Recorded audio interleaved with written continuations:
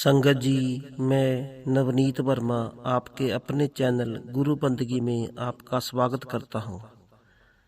संगत जी, कई बार कई बहनों और भाइयों के कमेंट आते हैं कि आप ऐड बहुत देते हो। तो संगत जी, वो ऐड हम नहीं देते हैं, वो ऐड यूट्यूब की तरफ से आते हैं।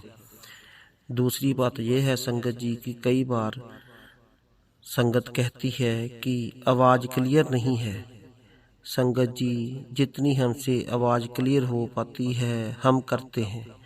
काफ़ी हद तक हम नॉइस को कम करते हैं। संगत जी, जो सत्संग हम अपलोड करते हैं वो कम से कम 20 साल 25 साल पुराने सत्संग है। उस समय इतने साधन नहीं होते थे, तब भी हम संगत जी जितनी क्लियर हम आवाज़ कर सकते हैं उतनी आवाज़ क्लियर करके हम आपके सामने अपलोड करते हैं। सो संगत जी, आज का सत्संग है बाबा फरीद जी का, जो कि करम सिंह जी का फरमाया हुआ सत्संग है। आइए बड़े प्यार से सत्संग को सुनते हैं जी।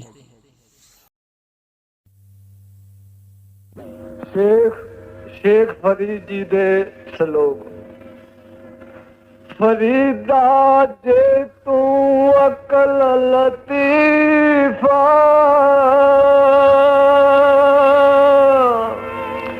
काले लिख लेख आपने गिरवान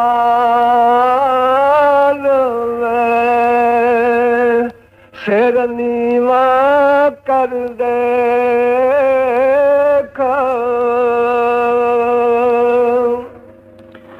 प्यारी साध संगत जी राधास,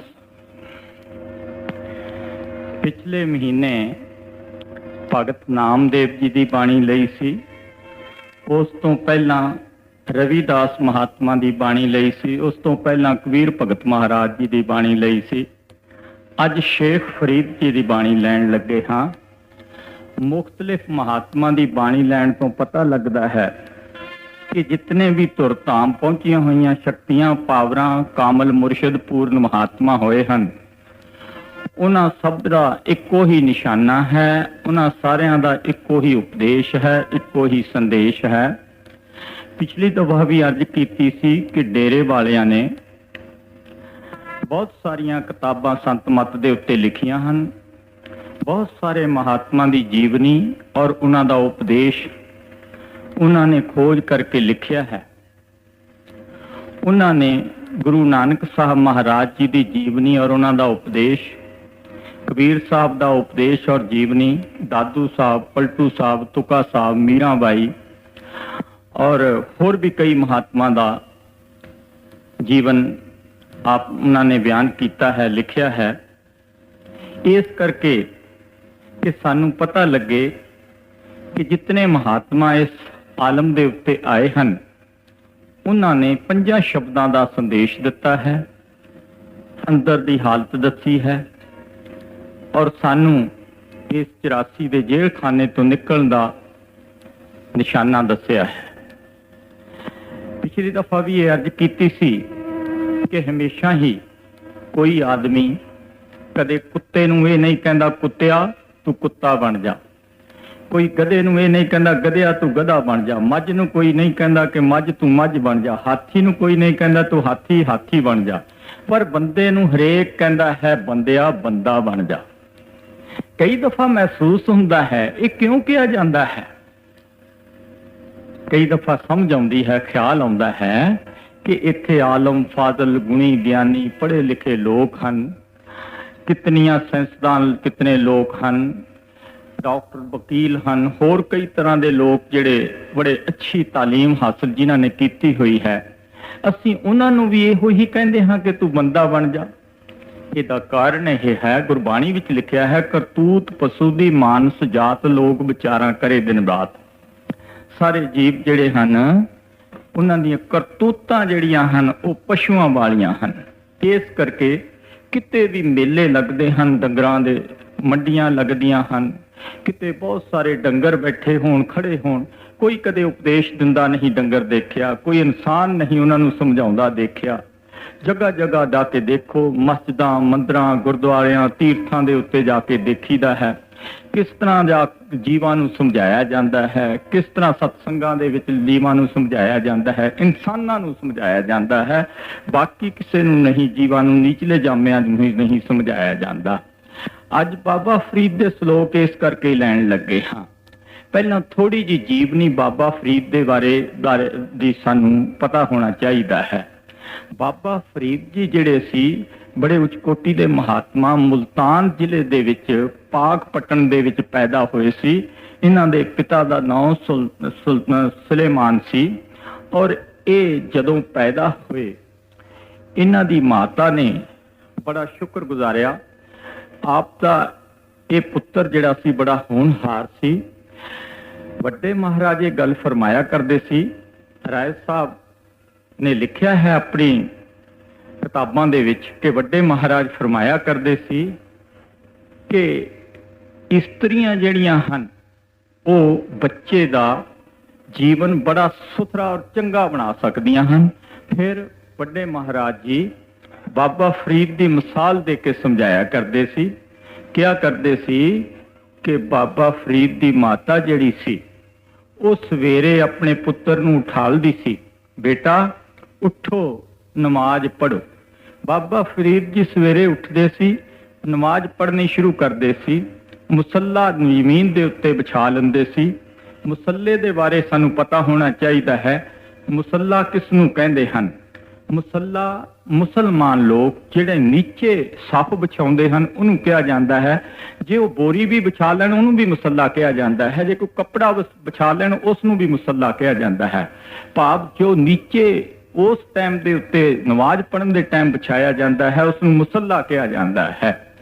ਬਾਬਾ ਫਰੀਦ ਜੀ ਮੁਸੱਲਾ ਵਿਛਾ ਕੇ ਜਦੋਂ ਨਮਾਜ਼ ਪੜ੍ਹਦੇ ਸੀ, ਮਾਂ ਕੀ ਕਰਦੀ ਸੀ, ਛੋਟੀ ਜੀ ਕਟੋਰੀ ਦੇ ਵਿੱਚ ਥੋੜੀ ਜੀ ਸ਼ੱਕਰ ਪਾ ਕੇ ਉਸ ਮੁਸੱਲੇ ਦੇ ਨੀਚੇ ਰੱਖ ਦਿੰਦੀ ਸੀ। ਇਸੇ ਕਰਕੇ ਫਰੀਦ ਨੂੰ ਫਰੀਦ ਸ਼ੱਕਰਗੰਜ ਕਿਹਾ ਜਾਂਦਾ ਹੈ। ਦੋ ਫਰੀਦ ਹੋਏ ਹਨ, ਇੱਕ ਫਰੀਦ ਸ਼ੱਕਰਗੰਜ ਹੋਇਆ ਹੈ, ਇੱਕ ਫਰੀਦ ਬ੍ਰਹਮ ਹੋਇਆ ਹੈ। ਦੋਨੋਂ ਫਰੀਦਾਂ ਦੀ ਬਾਣੀ ਦਰਬਾਰ ਸਾਹਿਬ ਦੇ ਵਿੱਚ ਦਰਜ ਹੈ ਔਰ ਪਹਿਲਾ ਫਰੀਦ ਤਾਂ ਗੁਰੂ ਨਾਨਕ ਸਾਹਿਬ ਤੋਂ ਬਹੁਤ ਦੇਰ ਪਹਿਲਾਂ ਹੋਇਆ ਹੈ। ਜਿਹੜਾ ਫਰੀਦ ਸ਼ੱਕਰਗੰਜ ਸੀ, ਜਿਹੜਾ ਫਰੀਦ ਬ੍ਰਹਮ ਸੀ, ਉਹ ਜਨਮ ਸਾਖੀ ਦੇ ਵਿੱਚ ਮੈਂ ਪੜ੍ਹਿਆ ਹੈ। ਗੁਰੂ ਨਾਨਕ ਸਾਹਿਬ ਮਹਾਰਾਜ ਜੀ ਦੇ ਨਾਲ ਉਹਨਾਂ ਦੀ ਮੁਲਾਕਾਤ ਹੋਈ ਹੈ, ਉਹਨਾਂ ਦੀ ਗੋਸ਼ਟ ਵੀ ਹੋਈ ਹੈ। ਇਹ ਫਰੀਦ ਸ਼ੱਕਰਗੰਜ ਸੀ। ਫਰੀਦ ਸ਼ੱਕਰਗੰਜ ਜਿਹੜਾ ਸੀ ਉਹ ਕਿਉਂਕਿ ਰੋਜ਼ ਨਮਾਜ਼ ਪੜ੍ਹ ਕੇ ਸ਼ੱਕਰ ਖਾਂਦਾ ਸੀ। ਹੋਰ ਵੀ ਇਹਨਾਂ ਦੇ ਬਾਰੇ ਦੱਸਿਆ ਜਾਂਦਾ ਹੈ ਕਿ ਇੱਕ ਦਫਾ ਇਹਨਾਂ ਦੀ ਮਾਤਾ ਆਪਣੇ ਪੇਕੇ ਘਰ ਚਲੇ ਗਈ। ਬਾਬਾ ਫਰੀਦ ਨੇ ਬਾਅਦ ਚ ਨਮਾਜ਼ ਪੜ੍ਹਨੀ ਸੀ। ਜਦੋਂ ਮਾਤਾ ਪੇਕਿਆਂ ਦੇ ਘਰ ਚਲੀ ਗਈ, ਸੋਚਣ ਲੱਗ ਗਈ ਮੇਰਾ ਪੁੱਤਰ ਅੱਜ ਨਮਾਜ਼ ਪੜ੍ਹੇਗਾ। ਉਸ ਨੂੰ ਮੁਸੱਲੇ ਦੇ ਨੀਚੇ ਤੋਂ ਕਟੋਰੀ ਸ਼ੱਕਰ ਦੀ ਨਹੀਂ ਮਿਲੇਗੀ। ਇਸ ਕਰਕੇ ਫਰੀਦ ਦਾ ਇਤਕਾਦ ਜਿਹੜਾ ਹੈ, ਭਰੋਸਾ ਅੱਜ ਖਤਮ ਹੋ ਜਾਵੇਗਾ। ਅੱਜ ਤੋਂ ਬਾਅਦ ਫਿਰ ਉਸਨੇ ਨਮਾਜ਼ ਨਹੀਂ ਪੜ੍ਹਨੀ। ਉਹ ਕਹੇਗਾ ਮੇਰੀ ਮਾਤਾ ਹੀ ਸ਼ੱਕਰ ਰੱਖਿਆ ਕਰਦੀ ਸੀ। ਇਸ ਕਰਕੇ ਖੁਦਾਵੰਦ ਕਰੀਮ ਦੇ ਅੱਗੇ ਮਾਤਾ ਨੇ ਅਰਦਾਸ ਕੀਤੀ ਕਿ ਐ ਖੁਦਾਵੰਦ ਕਰੀਮ, ਜਿਸ ਤਰ੍ਹਾਂ ਅੱਗੇ ਸ਼ੱਕਰ ਮੇਰੇ ਪੁੱਤਰ ਨੂੰ ਮੁਸੱਲੇ ਦੇ ਨੀਚੇ ਤੋਂ ਮਿਲਦੀ ਹੈ, ਅੱਜ ਵੀ ਮਿਲ ਜਾਵੇ ਤਾਂ ਮੇਰਾ ਕੋਰਸ ਜਿਹੜਾ ਹੈ, ਮੇਰਾ ਨਿਸ਼ਚਾ, ਮੇਰਾ ਮਨ ਜਿਹੜਾ ਹੈ ਇਹ ਪੂਰਾ ਹੋ ਜਾਵੇਗਾ। ਇਸੇ ਤਰ੍ਹਾਂ ਹੋਇਆ। ਜਦੋਂ ਬਾਬਾ ਫਰੀਦ ਨੇ ਨਮਾਜ਼ ਪੜ੍ਹੀ ਤਾਂ ਉਸ ਮੁਸੱਲੇ ਦੇ ਨੀਚੇ ਉਸਨੇ ਹੱਥ ਮਾਰਨਾ ਹੀ ਮਾਰਨਾ ਸੀ। ਜਦੋਂ ਹੱਥ ਮਾਰ ਕੇ ਦੇਖਿਆ, ਕਟੋਰੀ ਵਿੱਚ ਸ਼ੱਕਰ ਉਸੇ ਤਰ੍ਹਾਂ ਪਈ ਹੋਈ ਸੀ। ਫਰੀਦ ਜੀ ਨੇ ਖਾਧਾ, ਬੜਾ ਪਿਆਰ ਦੇ ਨਾਲ, ਬੜਾ ਖੁਸ਼ ਹੋਇਆ। ਅੱਗੇ ਨਾਲੋਂ ਵੀ ਉਸ ਨੂੰ ਬਹੁਤ ਜ਼ਿਆਦਾ ਲਜ਼ਤ ਆਈ, ਕਿਉਂਕਿ ਪਹਿਲਾਂ ਤਾਂ ਮਾਤਾ ਦਾ ਰੱਖਿਆ ਹੋਇਆ ਮਿੱਠਾ ਹੁੰਦਾ ਸੀ, ਅੱਜ ਖੁਦਾ ਦਾ ਰੱਖਿਆ ਹੋਇਆ ਉਹ ਪ੍ਰਸ਼ਾਦ ਸੀ। ਫਰੀਦ ਬੜਾ ਖੁਸ਼ ਹੋਇਆ। ਫਰੀਦ ਨੇ ਖਾ ਕੇ ਸੋਚਿਆ ਇਹ ਗੱਲ ਠੀਕ ਹੈ, ਮੈਂ ਭਾਵੇਂ ਰੋਜ਼ ਸ਼ੱਕਰ ਖਾਂਦਾ ਹਾਂ, ਮਿੱਠਾ ਖਾਂਦਾ ਹਾਂ, ਪਰ ਇਹ ਚੀਜ਼ਾਂ ਮੈਨੂੰ ਖੁਦਾਵੰਦ ਕਰੀਮ ਦੇ ਨਾਲ ਨਹੀਂ ਮਿਲਾ ਸਕਦੀਆਂ। ਆਪਣੇ ਕਲਾਮ ਦੇ ਵਿੱਚ ਉਸਨੇ ਲਿਖਿਆ, ਸ਼ੱਕਰ, ਖੰਡ, ਨਵਾਤ, ਗੁੜ, ਮਾਖਿਓ ਮਾਝਾ ਦੁੱਧ, ਸਵੇ ਵਸਤੂ ਮਿੱਠੀਆਂ, ਰੱਬ ਨਾ ਪੂਜਨ ਤੁਧ। ਫਰੀਦ, ਇਹ ਗੱਲਾਂ, ਇਹ ਚੀਜ਼ਾਂ, ਇਹ ਵਸਤੂ ਭਾਵੇਂ ਬਹੁਤ ਅੱਛੀ ਹੈ ਪਰ ਖੁਦਾ ਨੂੰ ਨਹੀਂ ਮਿਲਾ ਸਕਦੀਆਂ। ਇਸ ਕਰਕੇ ਮੈਂ ਜਿਸ ਮਕਸਦ ਵਾਸਤੇ ਸੰਸਾਰ ਵਿੱਚ ਆਇਆ ਹਾਂ, ਮੇਰਾ ਪਰਪਸ ਔਰ ਮਕਸਦ ਜਿਹੜਾ ਹੈ, ਜਿਸ ਚੀਜ਼ ਦੀ ਮੈਂ ਖੋਜ ਵਾਸਤੇ ਪੈਦਾ ਹੋਇਆ ਹਾਂ, ਜਿਸ ਕਾਰਨ ਪ੍ਰਮਾਤਮਾ ਨੇ ਇਨਸਾਨ ਦਾ ਜਾਮਾ ਦਿੱਤਾ ਹੈ, ਮੈਂ ਉਸ ਦੀ ਖੋਜ ਕਿਉਂ ਨਾ ਕਰਾਂ। ਬਾਬਾ ਫਰੀਦ ਆਪਣੇ ਘਰੋਂ ਨਿਕਲ ਗਿਆ। ਦੱਸ ਰਿਹਾ ਹੈ ਹਿਸਟਰੀ ਦੇ ਵਿੱਚ, ਉਹਨਾਂ ਦੀ ਜਨਮ ਸਾਖੀ ਦੇ ਵਿੱਚ 12 ਸਾਲ ਜੰਗਲ ਦੇ ਵਿੱਚ ਬੈਠ ਕੇ ਤਪੱਸਿਆ ਕਰਦਾ ਰਿਹਾ। ਨਗੁਰਾ ਸੀ, ਗੁਰੂ ਕੋਈ ਨਹੀਂ ਸੀ ਧਾਰਨ ਕੀਤਾ, ਪਰ ਰਿੱਧੀ ਸਿੱਧੀ ਹਾਸਲ ਹੋ ਗਈ ਔਰ ਆਪਣੇ ਤਨ ਦੇ ਉੱਤੇ ਜਿਤਨੇ ਕੱਪੜੇ ਪਹਿਨ ਕੇ ਗਿਆ ਸੀ 12 ਸਾਲ ਦੇ ਵਿੱਚ ਸਭ ਸੜ ਗਏ, ਖਰਾਬ ਹੋ ਗਏ, ਫਟ ਗਏ। ਔਰ ਆਪਣੇ ਤਨ ਦੇ ਉੱਤੇ ਉਸਨੇ ਜੰਗਲ ਦੇ ਪੱਤੇ, ਵਣ ਦੇ ਪੱਤੇ ਤੋੜ ਤੋੜ ਕੇ ਆਪਣਾ ਨੰਗ ਢਕਿਆ ਔਰ ਰਾਤ ਨੂੰ ਖੁੰਡਰ ਦੇ ਵਿੱਚ ਬੈਠ ਕੇ ਭਗਤੀ ਕਰਦਾ ਰਿਹਾ ਔਰ ਉੱਥੇ ਛੁਪਦਾ ਰਿਹਾ। ਉੱਥੇ ਬਰਫ਼ ਤੇ ਸਰਦੀ ਤੇ ਗਰਮੀ ਤੇ ਬਚਦਾ ਰਿਹਾ। 12 ਸਾਲ ਦੀ ਜਿਹੜੀ 12 ਸਾਲ ਦਾ ਟਾਈਮ ਬੜਾ ਜ਼ਬਰਦਸਤ ਹੁੰਦਾ ਹੈ। ਬਾਬਾ ਫਰੀਦ ਜਦੋਂ ਅਖੀਰ ਦੇ ਦਿਨਾਂ ਦੇ ਵਿੱਚ ਰਿੱਧੀਆਂ ਸਿੱਧੀਆਂ ਹਾਸਲ ਕਰਕੇ ਆਪਣੇ ਆਪ ਨੂੰ ਪੂਰਨ ਸਮਝਣ ਲੱਗਿਆ, ਇੱਕ ਦਿਨ ਅਭਿਆਸ ਕਰਨ ਲੱਗਿਆ ਹੋਇਆ ਸੀ।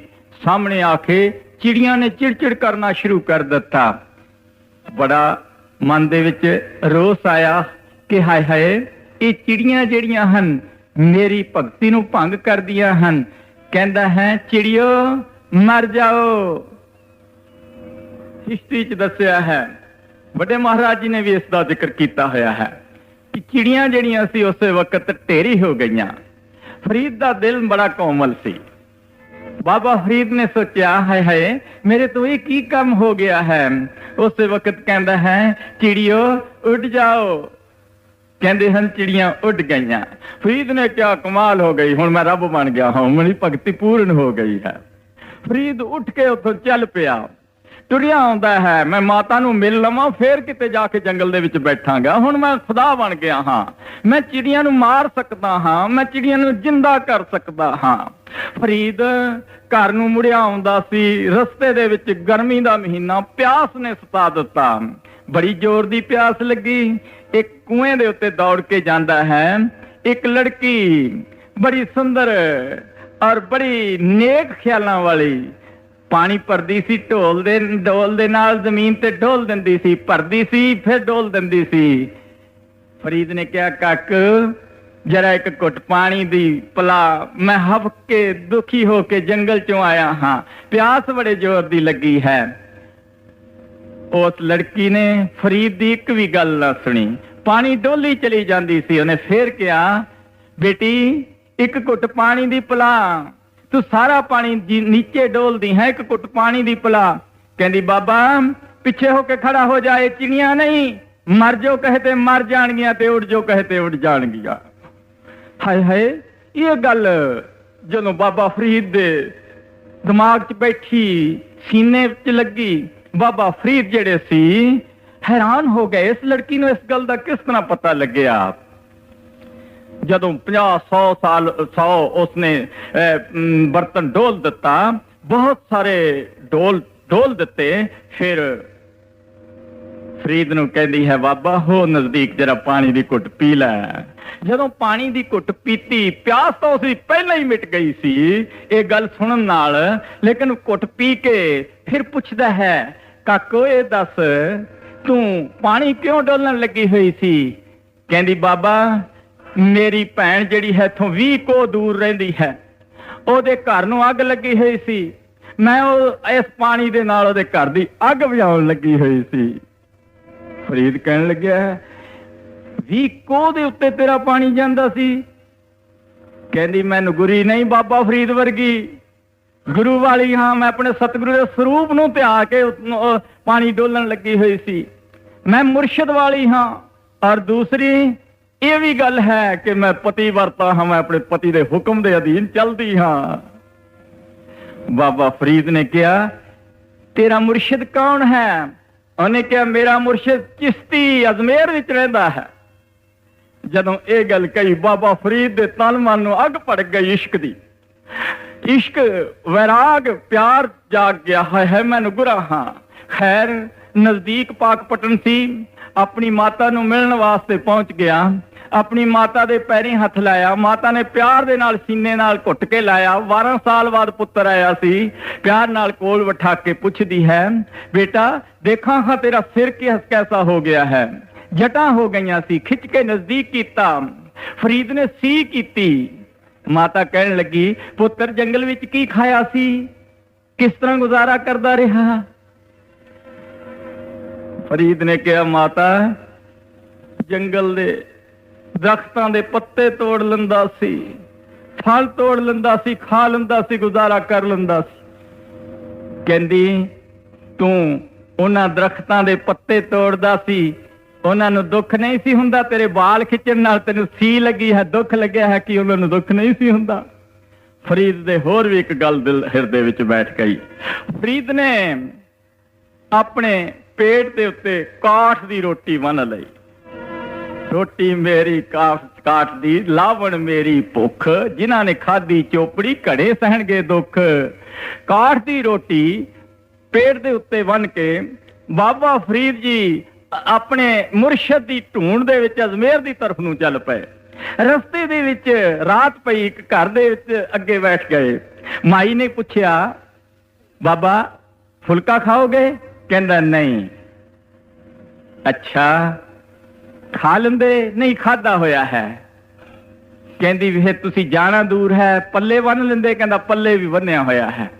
ਕਹਿੰਦੀ ਕਿਤੇ ਤੂੰ ਪਾਕਪਟਨ ਦਾ ਝੂਠਾ ਫਰੀਦ ਤਾਂ ਨਹੀਂ?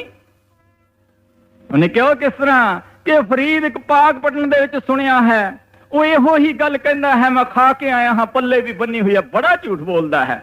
ਸੁਣਿਆ ਹੈ ਕਾਠ ਦੀ ਰੋਟੀ ਬੰਨੀ ਫਿਰਦਾ ਹੈ ਔਰ ਝੂਠ ਬੋਲੀ ਚਲਿਆ ਜਾਂਦਾ ਹੈ। ਜਦੋਂ ਇਹ ਗੱਲ ਕਹੀ, ਫਰੀਦ ਨੇ ਆਪਣੇ ਪੇਟ ਦੇ ਨਾਲ ਰੋਟੀ ਵੀ ਖੋਲ ਕੇ ਸੁੱਟ ਦਿੱਤੀ ਕਿ ਇਸ ਦਾ ਵੀ ਕੋਈ ਫਾਇਦਾ ਨਹੀਂ ਹੋ ਸਕਦਾ। ਫਰੀਦ ਚਿਸ਼ਤੀ ਦੇ ਡੇਰੇ ਵਿੱਚ ਪਹੁੰਚ ਗਿਆ, ਜਿਸ ਦਾ ਹਜ਼ੂਰ ਮਹਾਰਾਜ ਜੀ ਦਾ ਡੰਕਾ ਵੱਜਿਆ ਹੋਇਆ। ਚਿਸ਼ਤੀ ਦਾ ਉਸ ਵਕਤ ਡੰਕਾ ਵੱਜ ਚੁੱਕਿਆ ਹੋਇਆ ਸੀ ਅਜਮੇਰ ਦੇ ਵਿੱਚ, ਸਾਰੇ ਆਲਮ ਦੇ ਵਿੱਚ। ਕਹਿੰਦੇ ਹਨ ਚਿਸ਼ਤੀ ਦੇ ਪੈਰਾਂ ਦੇ ਵਿੱਚ ਜਾ ਕੇ ਮੱਥਾ ਟੇਕਿਆ ਫਰੀਦ ਨੇ, ਢੇਰੀ ਹੋ ਗਿਆ, ਰੋਇਆ, ਮੈਂ ਤੇਰੇ ਦਰਬਾਰ ਦੇ ਵਿੱਚ ਆਇਆ ਹਾਂ, ਮੈਨੂੰ ਬਖਸ਼ ਦੇ। 12 ਸਾਲ ਦਾ ਤਪੱਸਿਆ ਕਰਕੇ ਕਸ਼ਟ ਉਠਾ ਕੇ ਆਇਆ ਹਾਂ, ਪੱਲੇ ਕੁਛ ਨਹੀਂ ਪਾਇਆ, ਸਿਰਫ ਇਹੋ ਹੀ ਸਿੱਖਿਆ ਸੀ, ਚਿੜੀਓ ਮਰ ਜਾਓ ਤੇ ਚਿੜੀਓ ਉੜ ਜਾਓ। ਚਿਸ਼ਤੀ ਨੇ ਕਿਹਾ ਤੈਨੂੰ ਕੀ ਚਾਹੀਦਾ ਹੈ? ਕਹਿੰਦਾ ਬਸ ਤੂੰ ਚਾਹੀਦਾ ਹੈ, ਖੁਦਾ ਚਾਹੀਦਾ ਹੈ, ਹੋਰ ਦੁਨੀਆ ਦੀ ਕੋਈ ਵਸਤੂ ਨਹੀਂ ਚਾਹੀਦੀ। ਇਸੇ ਕਰਕੇ ਬਾਬਾ ਫਰੀਦ ਨੇ ਆਪਣੀ ਬਾਣੀ ਦੇ ਵਿੱਚ ਲਿਖਿਆ ਹੈ, ਤੇਰੇ ਬਗੈਰ ਮੇਰਾ ਜੀਵਨ ਕਿਸੇ ਲੇਖੇ ਨਹੀਂ ਹੈ। ਕਹਿੰਦੇ ਹਨ ਚਿਸ਼ਤੀ ਨੇ ਬੜੇ ਪਿਆਰ ਦੇ ਨਾਲ ਗੁਰਦਿੱਖਿਆ ਦਿੱਤੀ, 5 ਸ਼ਬਦਾਂ ਦਾ ਅੰਦਰੋਂ ਭੇਦ ਦੱਸਿਆ, 5 ਮੰਜ਼ਿਲਾਂ ਦੱਸੀਆਂ, ਅੰਦਰਲੀ ਸੁਣਾਈ ਕੀਤੀ, ਅੰਦਰ ਜਾਣ ਦਾ ਤਜਰਬਾ ਦੱਸਿਆ, ਬਿਆਨ ਕੀਤਾ। ਔਰ ਫਰੀਦ ਨੇ ਕਿਹਾ ਕਿ ਮੈਂ ਸਭ ਕੁਝ ਹੁਣ ਤਿਆਗ ਆਇਆ ਹਾਂ, ਕਿਰਪਾ ਕਰਕੇ ਮੈਨੂੰ ਆਪਣੇ ਦਰਬਾਰ ਦੇ ਵਿੱਚ ਰੱਖੋ, ਕੋਈ ਸੇਵਾ ਦੱਸੋ। ਚਿਸ਼ਤੀ ਨੇ ਕਿਹਾ ਤੂੰ ਇਸ ਤਰ੍ਹਾਂ ਕਰ, ਵੀ ਸੇਵਾ ਜੇ ਤੂੰ ਕਰਨੀ ਚਾਹੁੰਦਾ ਹੈ, ਮੈਂ ਸਵੇਰੇ ਹਨੇਰੇ ਉੱਠ ਕੇ ਨਹਾਉਂਦਾ ਹਾਂ, ਗਰਮ ਪਾਣੀ ਕਰ ਦਿਆ ਕਰ ਮੈਨੂੰ, ਹੋਰ ਮੈਨੂੰ ਕੋਈ ਸੇਵਾ ਦੀ ਜ਼ਰੂਰਤ ਨਹੀਂ। ਦਿਨੇ ਭਗਤੀ ਕਰ ਤੇ ਤੜਕੇ ਉੱਠ ਕੇ ਮੇਰੇ ਵਾਸਤੇ ਇੱਕ ਪਾਣੀ ਦਾ ਇੱਕ ਤਸਲਾ ਭਰ ਕੇ ਗਰਮ ਕਰ ਦਿਆ ਕਰ। ਕਹਿੰਦਾ ਬਹੁਤ ਅੱਛਾ। ਇਸੇ ਤਰ੍ਹਾਂ ਬਹੁਤ ਦੇਰ ਕਰਦਾ ਰਿਹਾ। ਕੁਛ ਦਿਨਾਂ ਤੇ ਬਾਅਦ ਇੱਕ ਦਿਨ ਐਸਾ ਆਇਆ, ਬਹੁਤ ਜ਼ੋਰ ਦਾ ਤੂਫਾਨ ਆਇਆ, ਬਾਰਿਸ਼ ਪਈ, ਅੰਧੇਰੀ ਆਈ, ਜਿਹੜੀ ਅੱਗ ਦੱਬੀ ਹੋਈ ਸੀ ਚੁੱਲ੍ਹੇ ਦੇ ਵਿੱਚ, ਉਹ ਸਾਰੀ ਦੀ ਸਾਰੀ ਬੁਝ ਗਈ। ਚੁੱਲ੍ਹੇ ਚੋਂ ਅੱਗ ਜਲਾਉਣ ਵਾਸਤੇ ਜਦੋਂ ਖੋਲ ਕੇ ਦੇਖਿਆ ਤੇ ਉਹਦੇ ਵਿੱਚ ਅੱਗ ਨਹੀਂ ਸੀ ਮਿਲੀ। ਫਰੀਦ ਨੇ ਸੋਚਿਆ ਹੈ ਮੇਰਾ ਮੁਰਸ਼ਿਦ ਮੈਨੂੰ ਕੀ ਕਹੇਗਾ ਕਿ ਤੂੰ ਅੱਗ ਨੂੰ ਵੀ ਨਹੀਂ ਰੱਖ ਸਕਦਾ, ਤੂੰ ਅੱਗ ਨਹੀਂ ਢੱਕ ਕੇ ਰੱਖੀ। ਸੋਚਦਾ ਹੈ ਮੈਂ ਕਿਸੇ ਗੁਆਂਢੀ ਕੋਲੋਂ ਅੱਗ ਲੈ ਆਵਾਂ। ਛੱਤ ਦੇ ਉੱਤੇ ਚੜ ਕੇ ਦੇਖਿਆ, ਇੱਧਰ ਉੱਧਰ ਨਜ਼ਰ ਮਾਰੀ, ਕਿਤੇ ਅੱਗ ਨਹੀਂ ਨਜ਼ਰ ਆਈ। ਇੱਕ ਦੀਵਾ ਜਲਦਾ ਨਜ਼ਰ ਆਇਆ, ਉਹ ਵੇਸਵਾ ਦੇ ਘਰ ਮੱਚਦਾ ਸੀ। ਵੇਸਵਾ ਦੇ ਦਰਵਾਜ਼ੇ ਦੇ ਉੱਤੇ ਜਾ ਕੇ ਪਹੁੰਚ ਗਿਆ। ਫਰੀਦ ਨੇ ਜਾ ਕੇ ਅਰਜ਼ ਕੀਤੀ, ਬਾਹਰੋਂ ਆਵਾਜ਼ ਮਾਰੀ, ਮਾਤਾ। ਉਹ ਕਹਿਣ ਲੱਗੀ ਹਨੇਰੇ ਕੌਣ ਮਾਤਾ ਵਾਲਾ ਆ ਗਿਆ? ਉੱਥੇ ਮਾਤਾ ਕਿਸੇ ਨੇ ਆ ਕੇ ਅੱਜ ਤੱਕ ਕਿਹਾ ਹੀ ਨਹੀਂ। ਜਾ ਨੌਕਰਾਣੀ ਦੇਖਾਂ ਕੌਣ ਬੰਦਾ ਹੈ। ਨੌਕਰਾਣੀ ਨੇ ਕਿਹਾ ਇੱਕ ਬੜਾ ਬਲਪੁਸ਼ਟ ਜਵਾਨ, ਸੋਹਣਾ ਸੁੰਦਰ ਇੱਕ ਜਵਾਨ ਪੁਰਸ਼ ਖੜਾ ਹੈ, ਉਹਦਾ ਚਿਹਰਾ, ਉਹਦਾ ਮਸਤਕ ਬਹੁਤ ਚਮਕਦਾ ਹੈ, कहंदी अच्छा मैं देखा की मंगण आया है। बाहर निकली, पूछया की चाहिदा है? कहंदा अग चाहिदी है। कहंदी अग चाहिदी है, अग दी कीमत अख। अख एक बड़ी इश्क वाली गल है। उन्हें क्या अख? कहंदा है अख, अग दी कीमत अख? उन्हें क्या हाँ। उन्हें उंगली जड़ी सी खब्बी अख दे विच पा के कढ़ के बाहर रख दी। कहंदा है पकड़, जड़ी बेसवा सी थर थर आ गई है, इन्हें किड्डी कुर्बानी कर दी अपने मुर्शिद दे कारण, अपने मुर्शिद नूं इशनान कराउण वास्ते। कहंदे हन फरीद अग लैके ठूठी विच पा के अपने मुर्शिद दे घर चलिया गया, डेरे विच चलिया गया। डेरे विच जाके उसने की कीता? अग जलाई सवेरे उठ के, और अग जला के सारा कुछ पानी गर्म करके और अपने मुर्शिद नूं इशनान कराया। जदों इशनान कराउण लग्या, अख दे उत्ते पट्टी बन्नी हुई सी। मुर्शिद ने पूछया, चिश्ती ने पूछया, ओ फरीद की गल अख क्यों बन रखी जे? पंजाब दे विच साडे आम रिवाज है, जे किसी दी अखां आईयां होण उहनूं पुछी अखां क्यों बन्नियां? ओ कहंदा अख आई हुई जे। कहंदे अख आई हुई है? कहंदा जे आई है तो खोल दे, बन्नी कास नूं है।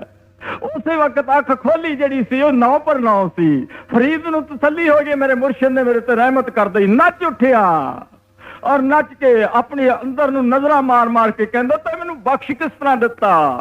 कहंदे जे तू अकल लतीफ है। बाबा फरीद जी अपने आप नूं कहंदे हन, जे तू अकल लतीफ है, ओ काले लिख ना लेख, अपनड़े गिरवान में सिर नीमा कर देख। जे तू अकल वाला है, जे तू समझ वाला है, जे तू तेनू कोई कुछ आउंदा है तो अपने अंदर नजर मार के देखो तो कितना पाप कर रखिया है, कितने कितने जुल्म अपनी जिंदगी दे विच कीते हन, अनेकां जुल्म इस जीव ने कीते हन। किसी बंदे दे घर जाके पूछिए, यार तेन बड़ा दुख है, तू बीमार क्यों हो गया, की गल है? एक की कहना इस जन्म में तो कोई भैड़ा कर्म कीता नहीं, पता नहीं क्यों हो गया है। हालांकि अनेका कर्म रोज भैड़े करी चीव चलिया जाता है, फिर भी मनण वास्ते तैयार नहीं है। इस करके बाबा फरीद जी सानू बड़े प्यार नाल दसदे हन, शब्द बड़ा लम्मा है, बड़ा खोल खोल के दसदे हन, अगे दसणगे। हाँ जी। फरीदा जे तू अकल लतीफा, काले लिखना लेख, अपने गिरवान में सिर नीवा कर देख। फरीदा जो तै मारन मुकिया, तिना न मारे कुम, आप लड़े घर जाइए, पैर तिना दे चोमा। फरीदा जो तै मारन मुखियां तिना न मारे कुम। किस तरह बाबा फरीद जी सानू संत मत सिखाउंदे हन। साडी संत मत दी अल्फबे जड़ी है इस गल तो चलदी है, निमरता तो चलदी है, छोटेपन तो चलदी है। फरीदा जो तै मारन मुखियां, कहंदे जेकर तेनू कोई मारे भी तिना ना मारे घुम। जे किसी नू कहिए देख वही ख्याल रखी तू नीवा होके चल। कहंदा जी अजकल तां जे कोई ऊपर नू मुक्का उठावे तो उसनू पत्थर मत्थे च मारिए तक ठहरदा ही नहीं, क्योंकि साडा मन जिहड़ा है अंदरों क्रोधवान होया होया हुंदा है। इस मन नू कंट्रोल करना बहुत कठिन है, कठिन ही नहीं नामुमकिन कहा जा सकता है, मुश्किल कहा जा सकता है। इस मन नू मारना बड़ा मुश्किल है। कबीर साहब महाराज जी ने अपने श्लोकां दे विच जिक्र कीता है, कहंदे इस नू किस तरह मारना चाहिदा है, जे मर जावे किन्ना साडा फायदा हुंदा है। बाबा कबीर साहब महाराज कहते हन एक मरन ते दो मुए, जे कहंदे एक मर जावे मन तां उहदे नाल दो मर जांदे हन। मान मर जाता है, अपमान मर जाता है। एक मरन ते दो मुए, दो मरन ते चार, चार मरन ते 6 मुए, 4 पुरख 2 नार। ਕਹਿੰਦੇ ਚਾਰ ਮਰ ਜਾਂਦੇ ਹਨ, ਚਾਰ ਪੁਰਖ, ਦੋ ਨਾਰ, ਕਿਹੜੇ ਕਿਹੜੇ? ਕਹਿੰਦੇ ਪਹਿਲਾਂ ਮਨ ਮਰ ਗਿਆ, ਫਿਰ ਮਾਨ ਔਰ ਅਪਮਾਨ, ਉਹਦੇ ਨਾਲ ਹੰਕਾਰ ਵੀ ਖਤਮ ਹੋ ਜਾਂਦਾ ਹੈ। ਜੇ ਕਿਸੇ 'ਚ ਮਾਨ ਅਪਮਾਨ ਨਹੀਂ, ਉਸ ਨੂੰ ਹੰਕਾਰ ਕਿਹੜੀ ਚੀਜ਼ ਦਾ ਰਹਿੰਦਾ ਹੈ? ਫਿਰ ਉਸ ਤੋਂ ਬਾਅਦ ਕਹਿੰਦੇ ਦੋ ਮਰਨ ਤੇ ਚਾਰ, ਚਾਰ ਕਿਹੜੇ? ਕਾਮ, ਕ੍ਰੋਧ, ਲੋਭ, ਮੋਹ, ਇਹ ਚਾਰ ਮਰ ਜਾਂਦੇ ਹਨ। ਫਿਰ ਉਸ ਤੋਂ ਬਾਅਦ ਚਾਰ ਮਰਨ ਤੇ 6 ਮੂਏ। ਕਹਿੰਦੇ ਚਾਰ ਪੁਰਖ, ਦੋ ਨਾਰ, ਦੋ ਆਸ਼ਾ ਔਰ ਤ੍ਰਿਸ਼ਨਾ ਵੀ ਇਸ ਦੇ ਨਾਲ ਖਤਮ ਹੋ ਜਾਂਦੀਆਂ ਹਨ। ਫਿਰ ਇਹ ਜੀਵ ਜਿਹੜਾ ਹੈ, ਸਹਿਣ ਸ਼ਕਤੀ ਇਸ ਦੇ ਅੰਦਰ ਹੋ ਜਾਂਦੀ ਹੈ। ਫਿਰ ਇਹਦੇ ਜੇ ਕੋਈ ਚਪੇੜ ਵੀ ਮਾਰ ਜਾਵੇ, ਇਹਦੀ ਦਾੜੀ ਨੂੰ ਵੀ ਕੇ ਹੱਥ ਪਾ ਲਵੇ, ਫਿਰ ਵੀ ਇਹ ਪਰਵਾਹ ਨਹੀਂ ਕਰਦਾ। ਇੱਥੇ ਤੱਕ ਇਹਦਾ ਜੀਵਨ ਸੁਥਰਾ ਹੋ ਜਾਂਦਾ ਹੈ। ਇਸ ਗੱਲ ਦੀ ਪਰਵਾਹ ਨਹੀਂ ਕਰਦਾ। ਉਹ ਕਹਿੰਦਾ ਕੋਈ ਪਰਵਾਹ ਨਹੀਂ, ਜੋ ਕੁਝ ਹੋ ਰਿਹਾ ਹੈ ਹੋਣੇ ਦੋ। ਉਹ ਕਹਿੰਦਾ ਹੈ ਮੇਰੇ ਮੁਰਸ਼ਿਦ ਦੀ ਲਾਜ ਰਹਿ ਜਾਵੇ, ਮੇਰੇ ਮੁਰਸ਼ਿਦ ਦਾ ਜਿਹੜਾ ਮੈਨੂੰ ਗੁਣ ਦਿੱਤਾ ਹੋਇਆ ਹੈ, ਆਪਣੇ ਮੁਰਸ਼ਿਦ ਦੇ ਗੁਣ ਗਾਉਂਦਾ ਰਹਿੰਦਾ ਹੈ, ਔਰ ਆਪਣੇ ਮੁਰਸ਼ਿਦ ਨੂੰ ਭੋਰਾ ਪਰ ਵੀ ਕਿਸੇ ਤਰ੍ਹਾਂ ਦਾ ਗਿਲਾ ਨਹੀਂ ਦਿੰਦਾ, ਔਰ ਉਸ ਨੂੰ ਧੱਬਾ ਨਹੀਂ ਲੱਗਣ ਦਿੰਦਾ, ਨੀਵਾਂ ਹੋ ਜਾਂਦਾ ਹੈ। ਬਾਬਾ ਫਰੀਦ ਜੀ ਆਪਣੀ ਬਾਣੀ ਦੇ ਵਿੱਚ ਕਹਿੰਦੇ ਹਨ ਜੋ ਤੈ ਮਾਰਨ ਮੁਕੀਆਂ ਤਿਨਾਂ ਨਾ ਮਾਰੇ ਘੁੰਮ, ਆਪਣੜੇ ਘਰ ਜਾਈਏ ਪੈਰ ਤਿਨਾਂ ਦੇ ਚੁੰਮ। ਜੇਕਰ ਅਸੀਂ ਘੁੰਮ ਕੇ ਮਾਰਦੇ ਹਾਂ, ਸਾਡਾ ਹੋਰ ਕਰਮ ਦਾ ਹਿਸਾਬ ਕਿਤਾਬ ਵੱਧ ਜਾਂਦਾ ਹੈ। ਇਹ ਵੱਧਦਾ ਹੀ ਵੱਧਦਾ ਚਲਿਆ ਜਾਂਦਾ ਹੈ। ਆਖਰ ਨੂੰ ਫਿਰ ਸਾਨੂੰ ਪਛਤਾਉਣਾ ਪੈਂਦਾ ਹੈ। ਕਰਮਾਂ ਦਾ ਲੇਖਾ ਹਰ ਇੱਕ ਜੀਵ ਦਾ ਬੜਾ ਭੰਡਾਰ ਤ੍ਰਿਕੁਟੀ ਦੇ ਵਿੱਚ ਇਕੱਠਾ ਹੋਈ ਚਲਿਆ ਜਾਂਦਾ ਹੈ। ਇਹ ਤ੍ਰਿਕੁਟੀ ਦਾ ਲੇਖਾ ਕਦੇ ਖਤਮ ਨਹੀਂ ਹੋ ਸਕਦਾ ਜਦ ਤੱਕ ਇਹ ਰੀਲ ਜਿਹੜੀ ਪਹਿਲੀ ਭਰੀ ਹੋਈ ਆ ਉਸ ਨੂੰ ਮਿਟੇ ਨਾ ਦਿੱਤਾ ਜਾਵੇ। ਦੇਖ ਲਓ ਵਿਚਾਰ ਕਰਕੇ, ਜੇਕਰ ਇੱਕ ਰੀਲ ਦੇ ਉੱਤੇ ਕੁਝ ਭਰਿਆ ਹੋਇਆ ਹੋਵੇ, ਗਾਣੇ ਹੀ ਭਰੇ ਹੋਏ ਹੋਣ, ਅਸੀਂ ਉਸ ਨੂੰ ਰੀਲ ਨੂੰ ਟੇਪ ਰਿਕਾਰਡ ਦੇ ਵਿੱਚ ਸੈੱਟ ਕਰ ਦਿੰਦੇ ਹਾਂ, ਦੂਸਰੀ ਟੇਪ ਰਿਕਾਰਡ ਦੇ ਅੱਗੇ ਰੱਖ ਕੇ ਉਹ ਦੋ ਬਟਨ ਦਬਾ ਦਿੰਦੇ ਹਾਂ। ਪਹਿਲਾ ਕੁਝ ਖਤਮ ਹੁੰਦਾ ਚਲਿਆ ਜਾਂਦਾ ਹੈ, ਨਵਾਂ ਉਹਦੇ ਵਿੱਚ ਭਰਦਾ ਚਲਿਆ ਜਾਂਦਾ ਹੈ। ਪਿਛਲੇ ਕਰਮ ਦਾ ਹਿਸਾਬ ਕਿਤਾਬ ਜਿਹੜਾ ਹੈ, ਉਹ ਰੀਲ ਸਾਡੀ ਸਤਿਗੁਰੂ ਦੇ ਸ਼ਬਦ ਦਾ ਅਭਿਆਸ ਕਰਨ ਨਾਲ ਐਸਤਾ ਮਿਟਦੀ ਚਲੀ ਜਾਂਦੀ ਹੈ। ਔਰ ਸਤਿਗੁਰੂ ਦੇ ਸ਼ਬਦ ਦਾ, ਸਤਿਗੁਰੂ ਦੇ ਸਿਮਰਨ ਦਾ ਉਸ ਦੇ ਉੱਤੇ ਚਾਨਣਾ ਹੋ ਕੇ ਉਹ ਜਿਹੜੀ ਲਾਈਟ ਉਸ ਤੇ ਜਿਹੜਾ ਭਰਦਾ ਹੈ, ਉਹ ਐਸੇ ਅਕਸ਼ਰ ਭਰੇ ਚਲੇ ਜਾਂਦੇ ਹਨ, ਉਹ ਅਕਸ਼ਰ ਸਾਨੂੰ ਦਰਗਾਹ ਦੇ ਵਿੱਚ ਜਾ ਕੇ ਕੰਮ ਆਉਂਦੇ ਹਨ। ਫਿਰ ਉਹ ਸਾਡੇ ਪੇਸ਼ ਕੀਤੇ ਜਾਂਦੇ ਹਨ। ਫਿਰ ਧਰਮਰਾਜ ਸਾਨੂੰ ਰੋਕ ਨਹੀਂ ਸਕਦਾ। ਕਰਮ ਦਾ ਲੇਖਾ ਹਿੰਦੁਸਤਾਨ ਦਾ ਬੰਦਾ ਕੋਈ ਹੋਵੇ, ਉੱਥੇ ਉਸਨੇ ਹਿੰਦੁਸਤਾਨ ਦੇ ਵਿੱਚ 4 ਲੱਖ ਰੁਪਈਆ ਦੇਣਾ ਹੋਵੇ, ਉਹ ਪਾਸਪੋਰਟ ਬਣਾ ਕੇ ਅਮਰੀਕਾ ਵਿੱਚ ਚਲਿਆ ਜਾਵੇ, ਹਿੰਦੁਸਤਾਨ ਦਾ ਕੋਈ ਵੀ ਬੰਦਾ ਉੱਥੇ ਜਾ ਕੇ ਉਹਦੇ ਮੁਕੱਦਮਾ ਨਹੀਂ ਕਰ ਸਕਦਾ, ਕਿਉਂਕਿ ਉਹ ਮੰਜ਼ਲ ਨੂੰ ਟੱਪ ਚੁੱਕਿਆ ਹੈ। ਉਹ ਹਿੰਦੁਸਤਾਨ ਦੀ ਹੱਦ ਟੱਪ ਗਿਆ ਹੈ। ਜਦੋਂ ਕਾਲ ਦੀ ਹੱਦ ਸਾਡੀ ਆਤਮਾ ਟੱਪ ਜਾਵੇਗੀ, ਜਦੋਂ ਮਨ ਦੀ ਹੱਦ ਟੱਪ ਜਾਵੇਗੀ, ਜਦੋਂ ਮਨ ਦੇ ਦਾਇਰੇ ਵਿੱਚੋਂ ਨਿਕਲ ਜਾਵੇਗੀ, ਫਿਰ ਉੱਥੇ ਜਾ ਕੇ ਨਾ ਇਸ ਨੂੰ ਕੋਈ ਦੁੱਖ ਹੈ। ਤਿੱਥੇ ਬੇਗਮਪੁਰਾ ਸ਼ਹਿਰ ਕੋ ਨਾ ਦੁੱਖ ਅੰਦੋ ਨਹੀਂ ਤੈਠੋ, ਨਾ ਤਸਵੀਸ ਖਰਾਜ, ਨਾ ਮਾਲ ਖੌਫ, ਨਾ ਕਤਾ, ਨਾ ਤਰਸ ਜਵਾਲ। ਉੱਥੇ ਕਿਸੇ ਤਰ੍ਹਾਂ ਦਾ ਇਸ ਨੂੰ ਦੁੱਖ ਨਹੀਂ ਹੋ ਸਕਦਾ, ਇਸ ਨੂੰ ਰੋਕਿਆ ਨਹੀਂ ਜਾ ਸਕਦਾ। ਉਹ ਕਹਿੰਦਾ ਹਿੰਦੁਸਤਾਨ ਦੇ ਵਿੱਚ ਕਰਜ਼ਾ ਜਿਹੜਾ ਦੇਣਾ ਸੀ ਉੱਥੇ ਖਤਮ ਹੋ, ਉੱਥੇ ਛੱਡ ਆਇਆ ਹਾਂ, ਹੁਣ ਮੈਂ ਅਮਰੀਕਾ ਦੇ ਵਿੱਚ ਰਹਿਣ ਲੱਗਿਆ ਹੋਇਆ ਹਾਂ। ਉਹ ਕਹਿੰਦਾ ਮੈਂ ਕਾਲ ਦੇ ਦੇਸ਼ ਦਾ ਜਿਹੜਾ ਕਰਜ਼ਾ ਦੇਣਾ ਸੀ ਖਤਮ ਹੋ ਗਿਆ, ਹੁਣ ਮੈਂ ਦਿਆਲ ਦੇ ਦੇਸ਼ ਫਿਰਦਾ, ਕੋਈ ਮੈਨੂੰ ਰੋਕ ਨਹੀਂ ਸਕਦਾ। ਰੇ ਦਰਗਾਹ ਕਹਿ ਨਾ ਕਹੂ, ਆਓ ਬੈਠਾ ਦਰ ਸਭ ਦੇ। ਬੜਾ ਕਮਾਲ ਸੰਦੇਸ਼ ਹੈ ਮਹਾਤਮਾ ਦਾ। ਇਸ ਕਰਕੇ ਮਹਾਤਮਾ ਸਾਨੂੰ ਪਿਆਰ ਦੇ ਨਾਲ ਸਮਝਾਉਂਦੇ ਹਨ ਕਿ ਉਸ ਦੇਸ਼ ਵਿੱਚ ਚੱਲ, ਉਸ ਦੇਸ਼ ਵਿੱਚ ਜਾਣ ਵਾਸਤੇ ਸਭ ਤੋਂ ਪਹਿਲਾਂ ਤੈਨੂੰ ਕੀ ਕਰਨਾ ਪਵੇਗਾ? ਕਹਿੰਦੇ ਨਿਮਰਤਾ ਧਾਰਨੀ ਪਵੇਗੀ, ਛੋਟਾ ਬਣਨਾ ਪਵੇਗਾ। ਹੁਣ ਅੱਗੇ ਦੱਸਣਗੇ ਖੋਲ ਕੇ। ਹਾਂਜੀ, ਦੇਖ ਫਰੀਦਾ ਦੇਖਿਆ ਦਾਰੀ ਹੋਈ ਪੂਰਾ, ਅੱਗੋਂ ਨੇੜਾ ਆਇਆ, ਪਿੱਛਾ ਰਹਿ ਦੂਰਾ। ਦੇਖ ਫਰੀਦਾ ਜਿੱਥਿਆ ਦਾੜੀ ਹੋਈ ਪੂਰੇ। ਬਾਬਾ ਫਰੀਦ ਜੀ ਨਸੀਹਤ ਦਿੰਦੇ ਹਨ, ਬੜਾ ਸੁੰਦਰ ਸੰਦੇਸ਼ ਦਿੰਦੇ ਹਨ। ਜਦੋਂ ਜੀਵ 40 ਸਾਲ ਤੋਂ ਉੱਪਰ ਉਮਰ ਵੱਧ ਜਾਂਦੀ ਹੈ, ਕੰਨਾਂ ਦੇ ਨੀਚੇ ਇੱਥੇ ਪੂਰੇ ਚਿੱਟੇ ਚਿੱਟੇ ਵਾਲ ਆਉਣੇ ਸ਼ੁਰੂ ਹੋ ਜਾਂਦੇ ਹਨ। ਐਸਾ ਐਸਾ ਵੱਧਦੇ ਚਲੇ ਜਾਂਦੇ ਹਨ। ਕਾਲ ਦੇ ਫਰਿਸ਼ਤੇ ਦਾ ਸੰਦੇਸ਼ ਹੈ, ਟੈਲੀਫੋਨ ਹੈ ਕਿ ਹੁਣ ਤੂੰ ਬੁੱਢਾ ਹੋਣ ਲੱਗਿਆ ਹੈ। 40 ਸਾਲ ਤੋਂ ਪਹਿਲਾਂ ਦਾ ਜਿਹੜਾ ਸਮਾਂ ਹੁੰਦਾ ਹੈ ਉਸ ਨੂੰ ਸੁਨਹਿਰੀ ਸਮਾਂ ਮਹਾਤਮਾ ਨੇ ਕਿਹਾ ਹੈ, ਕਿਉਂਕਿ ਕਫ ਬੈ ਨਹੀਂ ਘੇਰਦਾ, ਜਵਾਨੀ ਹੁੰਦੀ ਹੈ, ਪਿੱਠ ਬੜੀ ਠੀਕ ਦੁਖਦੀ ਨਹੀਂ, ਕੋਈ ਖੂਨ ਦੇ ਵਿੱਚ ਖਰਾਬੀ ਨਹੀਂ ਹੁੰਦੀ, ਹਾਜ਼ਮਾ ਠੀਕ ਹੁੰਦਾ ਹੈ, ਪੇਟ ਠੀਕ ਹੁੰਦਾ ਹੈ। ਫਿਰ ਉਸ ਵਕਤ ਕਾਮ ਚੇਸ਼ਟਾ ਦੇ ਵਿੱਚ ਦੌੜਿਆ ਫਿਰਦਾ ਹੈ, ਇਹ ਬਾਹਰ ਹਉਮੈ ਦੇ ਵਿੱਚ ਫਸਿਆ ਰਹਿੰਦਾ ਹੈ। ਪਰ ਜਦੋਂ ਬੁੱਢਾ ਹੁੰਦਾ ਹੈ, ਬਾਬਾ ਫਰੀਦ ਜੀ ਕਹਿੰਦੇ ਹਨ, ਕਹਿੰਦੇ ਦੇਖ ਫਰੀਦਾ ਜੇਥੀਆ, ਦਾੜੀ ਹੋਈ ਪੂਰੇ, ਅੱਗੋਂ ਨੇੜੇ ਆਇਆ ਪਿੱਛਾ ਰਹਿ ਗਿਆ ਦੂਰ। ਕਹਿੰਦੇ ਨਜ਼ਰ ਮਾਰ ਕੇ ਦੇਖ, ਹੁਣ ਅੱਗਾ ਨੇੜੇ ਆ ਗਿਆ ਹੈ, ਪਿੱਛਾ ਬੜੀ ਦੂਰ ਰਹਿ ਗਿਆ ਹੋਵੇ। ਕਦੇ ਸੋਚਿਆ ਹੀ ਨਹੀਂ ਹੈ ਤੈਂ ਕਿ ਤੇਰਾ ਜੀਵਨ ਕਿਤਨਾ ਖਤਮ ਹੋ ਗਿਆ ਹੈ। ਇੱਕ ਸ਼ਾਇਰ ਲਿਖਦਾ ਹੈ, ਕਹਿੰਦਾ ਗੱਡੀ ਉਮਰ ਪਿਆਰਿਆ ਤੇਰੀ ਉਹ ਤੇਜ਼ ਰਫ਼ਤਾਰ ਚੱਲਦੀ, ਕਈ ਸਟੇਸ਼ਨ ਪਿੱਛੇ ਛੱਡ ਆਈ, ਅੱਖੀਆਂ ਨੂੰ ਖੋਲ ਗਾਫਲਾ।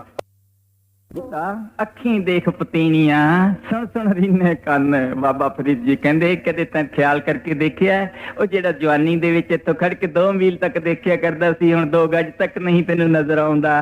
ਕਹਿੰਦੇ ਅੱਖੀਂ ਦੇਖ ਪਤੀਨੀਆਂ, ਕਹਿੰਦੇ ਅੱਖਾਂ ਜਿਹੜੀ ਹਨ ਉਹਨਾਂ ਦੀ ਲੋ ਘਟ ਗਈ, ਕਿਉਂਕਿ 5 ਤੱਤ ਜਿਹੜੇ ਹਨ ਉਹ ਘਟਦੇ ਚਲੇ ਜਾਂਦੇ ਹਨ। ਸੁਣ ਸੁਣ ਰੀਨੇ ਕੰਨ, ਸੁਣ ਸੁਣ ਕੇ ਕੰਨ ਵੀ ਥੱਕ ਗਏ, ਬੰਦ ਹੋਣੇ ਸ਼ੁਰੂ ਹੋ ਗਏ। ਇੱਕ ਦਰਬਾਰ ਸਾਹਿਬ ਦੇ ਵਿੱਚ ਬਾਣੀ ਦੇ ਵਿੱਚ ਆਇਆ, ਇੱਕ ਜਗ੍ਹਾ ਤੇ ਆਇਆ ਹੈ, ਨੈਣੋ ਨੀਰ ਬਹੇ ਤਨ ਖੀਣਾ, ਭਏ ਕੇਸ ਦੁੱਧ ਬਾਣੀ, ਰੁੱਦਾ ਕੰਠ ਸ਼ਬਦ ਨਹੀਂ ਉਚਰੇ, ਅਬ ਕਿਆ ਕਰੇ ਪ੍ਰਾਣੀ। ਦੱਸ ਹੁਣ ਤੂੰ ਕਿਆ ਕਰੇਗਾ ਭਰਾਵਾ।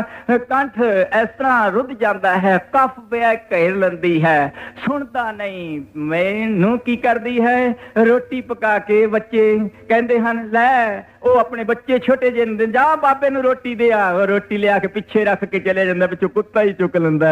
ਉਹਨੂੰ ਵਿਚਾਰੇ ਨੂੰ ਪਤਾ ਹੀ ਨਹੀਂ ਲੱਗਦਾ ਉਹ ਕਰੇ ਕੀ ਵਿਚਾਰਾ। ਫੇਰ ਨੂੰ ਦੌੜੀ ਦੌੜੀ ਆਉਂਦੀ ਹੈ ਕਿ ਰੋਟੀ ਖਾ ਲਈ, ਕਹਿੰਦਾ ਮੈਨੂੰ ਕੋਈ ਦੇ ਕੇ ਹੀ ਨਹੀਂ ਗਿਆ ਰੋਟੀ, ਮੈਂ ਖਾ ਕਿੱਥੋਂ ਲੈਂਦਾ।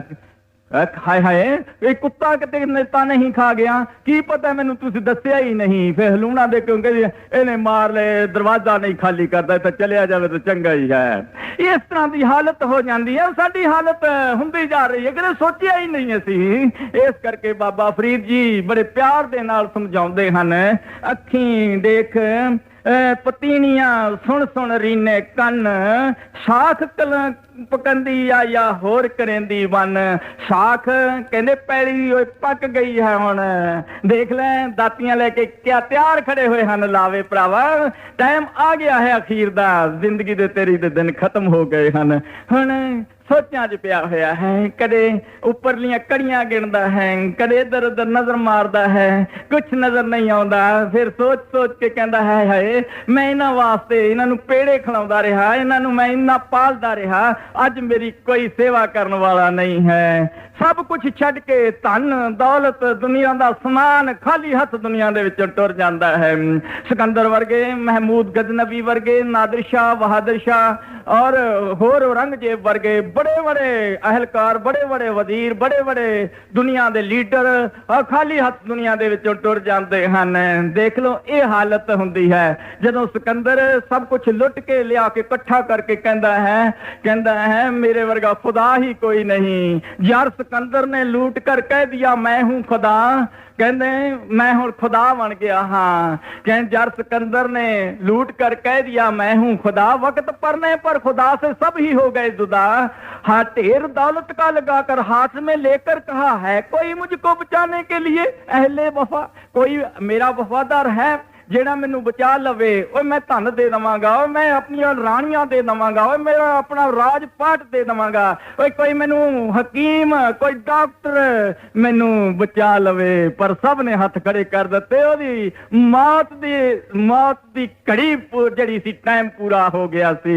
ਇਸ ਕਰਕੇ ਮਹਾਤਮਾ ਸਾਨੂੰ ਸਮਝਾਉਂਦੇ ਹਨ, ਕਦੇ ਸੋਚ ਕੇ ਨਹੀਂ ਦੇਖਿਆ, ਉਸ ਵਕਤ ਭਗਤੀ ਨਹੀਂ ਕੀਤੀ, ਹੁਣ ਅੱਗੇ ਖੋਲ ਕੇ ਦੱਸਣਗੇ। ਹਾਂਜੀ ਫਰੀਦਾ ਕਾਲੀ ਜਿਨੀ ਨਰਾਵਿਆ, ਤੌਲੀ ਰਾਵੇ ਕੋਏ, ਕਰ ਸਾਈ ਸੋ ਪੇਰੀ ਰੰਗ ਨਵੇਲਾ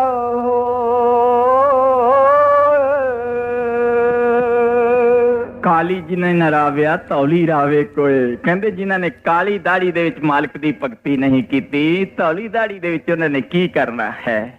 ਕਿਉਂ ਉਸ ਵਕਤ ਐਡਾ ਫਲਾਹ ਹੋ ਜਾਂਦਾ ਹੈ ਮਨ ਦਾ।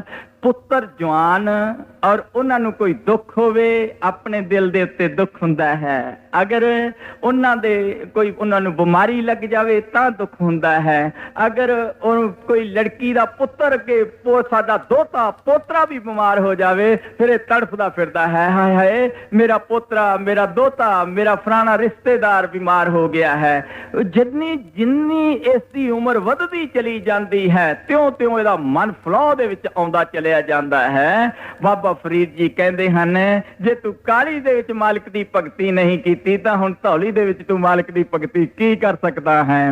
ਪਰ ਗੁਰੂ ਅਮਰਦਾਸ ਮਹਾਰਾਜ ਜੀ ਨੇ ਇਸ ਗੱਲ ਨੂੰ ਕੱਟ ਦਿੱਤਾ। ਗੁਰੂ ਅਮਰਦਾਸ ਮਹਾਰਾਜ ਜੀ ਦੇ ਦਰਬਾਰ ਸਾਹਿਬ ਦੇ ਵਿੱਚ ਬਾਣੀ ਆਉਂਦੀ ਹੈ, ਇਹਨਾਂ ਦੇ ਵਿੱਚ ਬਾਬਾ ਫਰੀਦ ਦੇ ਸ਼ਲੋਕਾਂ ਦੇ ਵਿੱਚ ਹੀ ਇਸ ਤੁਕ ਤੋਂ ਅਗਲੇ ਪਾਸੇ ਤੁਕ ਆਉਂਦੀ ਹੈ। ਉਹ ਦੱਸਣਗੇ ਕਿ ਕਾਲੀ ਧੌਲੀ ਦਾ ਕੋਈ ਫਰਕ ਨਹੀਂ, ਭਗਤੀ ਕਿਸ ਤਰ੍ਹਾਂ ਕਰਨੀ ਹੈ, ਅਗਲੀ ਤੁਕ ਦੱਸਣਗੇ। ਫਰੀਦਾ ਕਾਲੀ ਧੌਲੀ ਸਾਹਿਬ ਸਦਾ ਹੈ, ਜੇ ਕੋ ਚਿਤ ਕਰੇ ਆਪਣਾ ਲਾਇਆ ਪਿਰਮਲਾ ਲਗਾਈ, ਜੇ ਲੋਚੇ ਸਭ ਕੋ ਇਹ ਪਿਰਮ ਪਿਆਲਾ ਖਸਮ ਕਾ, ਜੇ ਪਾਵੇ ਤੈਦੇ। ਮੈਂ ਬਾਬਾ ਫਰੀਦ ਦੇ ਸ਼ਲੋਕ ਜਦੋਂ ਪੜ੍ਹਨ ਲੱਗਿਆ, ਇਹ ਮੈਂ ਸਟੱਡੀ ਕਰਨ ਲੱਗਿਆ ਸਤਸੰਗ ਦੀ, ਮੈਂ ਸੋਚਿਆ ਬਾਬਾ ਫਰੀਦ ਨੇ ਪਹਿਲੇ ਸ਼ਲੋਕਾਂ ਦੇ ਵਿੱਚ ਇਉਂ ਲਿਖ ਦਿੱਤਾ, ਹੁਣ ਬਾਅਦ ਦੇ ਵਿੱਚ ਕੀ ਲਿਖ ਦਿੱਤਾ ਹੈ।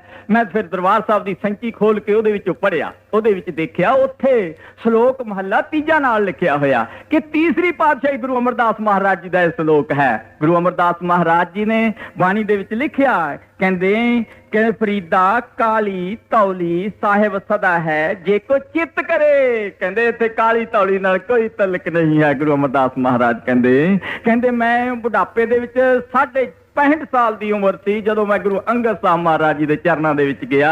ਫਿਰ ਆਪਣੀ ਬਾਣੀ ਦੇ ਵਿੱਚ ਸਾਫ਼ ਲਿਖ ਦਿੱਤਾ, ਕਹਿੰਦੇ ਫਰੀਦਾ ਕਾਲੀ ਧੌਲੀ ਸਾਹਿਬ ਸਦਾ ਹੈ, ਜੇ ਕੋ ਚਿੱਤ ਕਰੇ ਆਪਣਾ ਲਾਇਆ ਪਿਰਮ ਨਾ ਲੱਗੇ, ਜੇ ਲੋਚੇ ਸਭ ਕੋਏ। ਜੇ ਕੋਈ ਇਹ ਲੋਚਦਾ ਹੋਵੇ ਮੇਰਾ ਆਪਣੇ ਆਪ ਪ੍ਰੇਮ ਲੱਗ ਜਾਵੇਗਾ, ਬਿਲਕੁਲ ਨਹੀਂ। ਜਦੋਂ ਟਾਈਮ ਆਉਣਾ ਹੈ, ਜਦੋਂ ਮਾਲਕ ਦੀ ਰਹਿਮਤ ਹੋਣੀ ਹੈ, ਕਿਰਪਾ ਹੋਣੀ ਹੈ, ਉਦੋਂ ਨਾਮ ਦੀ ਪ੍ਰਾਪਤੀ ਹੋਣੀ ਹੈ। ਜਦੋਂ ਨਾਮ ਮਿਲ ਜਾਣਾ ਹੈ, ਫਿਰ ਇਸ ਦੇ ਕਰਮ ਦਾ ਹਿਸਾਬ ਕਿਤਾਬ ਜਿਹੜਾ ਹੈ, ਬਹੁਤ ਸਾਰਾ ਲੇਖਾ ਪੱਤਾ ਸਤਿਗੁਰੂ ਦੇ ਹੱਥ ਦੇ ਵਿੱਚ ਚਲਿਆ ਜਾਣਾ ਹੈ।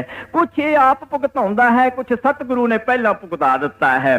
ਫਿਰ ਆਪ ਕਹਿੰਦੇ ਹਨ, ਇਹ ਪਿਰਮ ਪਿਆਲਾ ਖਸਮ ਕਾ, ਜੇ ਭਾਵੇ ਤੈ ਜੈ ਭਾਵੇ ਤੈ ਦੇ।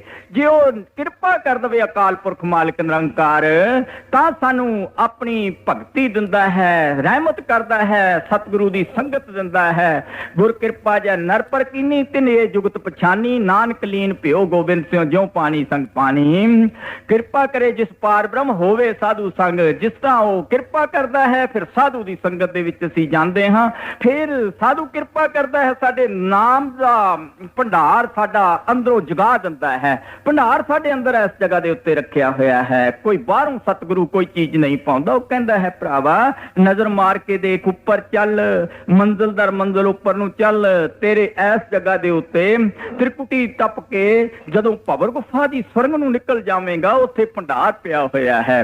ਵੱਡੇ ਤੁਸੀਂ ਬਹੁਤ ਵੱਡੇ ਕਸਬਿਆਂ ਦੇ ਵਿੱਚ ਜਾਂ ਬਹੁਤ ਵੱਡੇ ਬਾਜ਼ਾਰਾਂ ਦੇ ਵਿੱਚ ਦੇਖਿਆ ਹੋਵੇਗਾ, ਜਿਸ ਤਰ੍ਹਾਂ ਖੰਨੇ ਦੇ ਵਿੱਚ ਵੱਡਾ ਸਾਰਾ ਦਰਵਾਜ਼ਾ ਲੱਗਿਆ ਹੋਇਆ ਹੈ ਸ਼ਹਿਰ ਨੂੰ। ਇਸ ਤਰ੍ਹਾਂ ਵੱਡੇ ਕਸਬਿਆਂ ਦੇ ਵਿੱਚ ਵੀ ਦਰਵਾਜ਼ੇ ਹੁੰਦੇ ਸੀ। ਉੱਥੇ ਪਹਿਰਾ ਲੱਗਿਆ ਹੋਇਆ ਹੁੰਦਾ ਸੀ ਪੁਰਾਣੇ ਜ਼ਮਾਨੇ ਦੇ ਵਿੱਚ। ਅੰਦਰ ਬੰਦਾ ਜਦੋਂ ਕੋਈ ਜਾਂਦਾ ਸੀ, ਉਸ ਨੂੰ ਪੁੱਛਿਆ ਜਾਂਦਾ ਸੀ, ਤੂੰ ਕੌਣ ਹੈ, ਤੂੰ ਕਿੱਥੋਂ ਆਇਆ ਹੈ। ਰਾਤ ਨੂੰ ਪਹਿਰੇ ਬਾਦਸ਼ਾਹ ਲਗਾ ਦਿਆ ਕਰਦੇ ਸੀ। ਇਸੇ ਤਰ੍ਹਾਂ ਕਾਲ ਭਗਵਾਨ ਨੇ ਆਪਣੀ ਸੁਰੰਗ ਦੇ ਅੱਗੇ, ਉਸ ਭਵਰ ਗੁਫਾ ਦੇ ਅੱਗੇ ਆਪਣਾ ਪਹਿਰੇਦਾਰ ਖੜਾ ਕਰ ਰੱਖਿਆ ਹੋਇਆ ਹੈ। ਬਲਕਿ ਕਬੀਰ ਸਾਹਿਬ ਨੇ ਤਾਂ ਇੱਥੇ ਤੱਕ ਲਿਖਿਆ ਹੈ ਕਿ ਬਹੁਤ ਸਾਰੇ ਪਹਿਰੇਦਾਰ ਉੱਥੇ ਖੜੇ ਹੋਏ ਹਨ।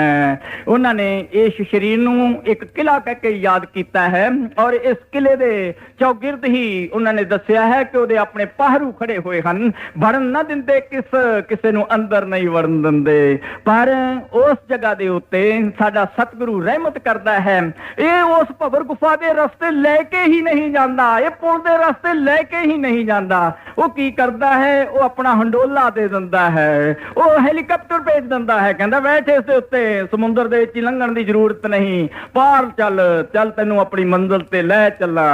ਆਵਾਜ਼ਾਂ ਮਾਰਦਾ ਹੈ, ਪਾਤਣ ਕੁੱਕੇ ਪਾਤਣੀ ਵੰਜੋ ਤਿਰਕ ਬਲਾੜ, ਪਾਰ ਪਮੰਦੇ ਡਿੱਠ ਮੈਂ ਸਤਿਗੁਰ ਬੇੜੀ ਚਾੜ।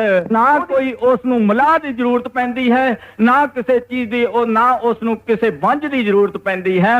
ਉਹ ਸ਼ਬਦ ਦੇ ਨਾਲ ਚੁੱਕ ਕੇ ਲੈ ਜਾਂਦਾ ਹੈ ਔਰ ਭਵਸਾਗਰ ਤੋਂ ਲਿਜਾ ਕੇ ਆਪਣੇ ਦੇਸ਼ ਵਿੱਚ ਛੱਡ ਦਿੰਦਾ ਹੈ। ਉਹ ਦੇਸ਼ ਕਿਹੜਾ ਹੈ? ਉਹ ਸਤਿਗੁਰੂ ਦਾ ਆਪਣਾ ਦੇਸ਼ ਹੈ। ਉਸ ਨੂੰ ਕੀ ਕਿਹਾ ਜਾਂਦਾ ਹੈ? ਕਹਿੰਦੇ ਹਨ ਮਹਾਤਮਾ, ਉਹਨੂੰ ਨਾਸੂਤ ਦਾ ਦੇਸ਼ ਕਹਿੰਦੇ ਹਨ। ਉਹ ਨਾਸੂਤ ਦਾ ਦੇਸ਼ ਬਾਣੀ ਦੇ ਵਿੱਚ ਸਵਾਮੀ ਜੀ ਮਹਾਰਾਜ ਜੀ ਨੇ ਲਿਖਿਆ ਹੈ, ਛੋਡਾ ਨਾਸੂਤ ਦੇਖਾ ਨਾਸੂਤ, ਛੋਡਾ ਜਬਰੂਤ ਮਾਹੂਤ ਵਗੈਰਾ ਸਾਰੇ ਦਾ ਜ਼ਿਕਰ ਆਉਂਦਾ ਹੈ ਕਿ ਉਹ ਸਾਰੇ ਕੁਝ ਛੱਡ ਕੇ ਸਹਿਜ ਅਵਸਥਾ ਦੇ ਵਿੱਚ ਜਾ ਕੇ ਇਹ ਆਤਮਾ ਸਾਡੀ ਬਸ ਜਾਂਦੀ ਹੈ ਔਰ ਆਵਾਗਮਨ ਤੋਂ ਸਦਾ ਵਾਸਤੇ ਆਜ਼ਾਦ ਹੋ ਜਾਂਦੀ ਹੈ।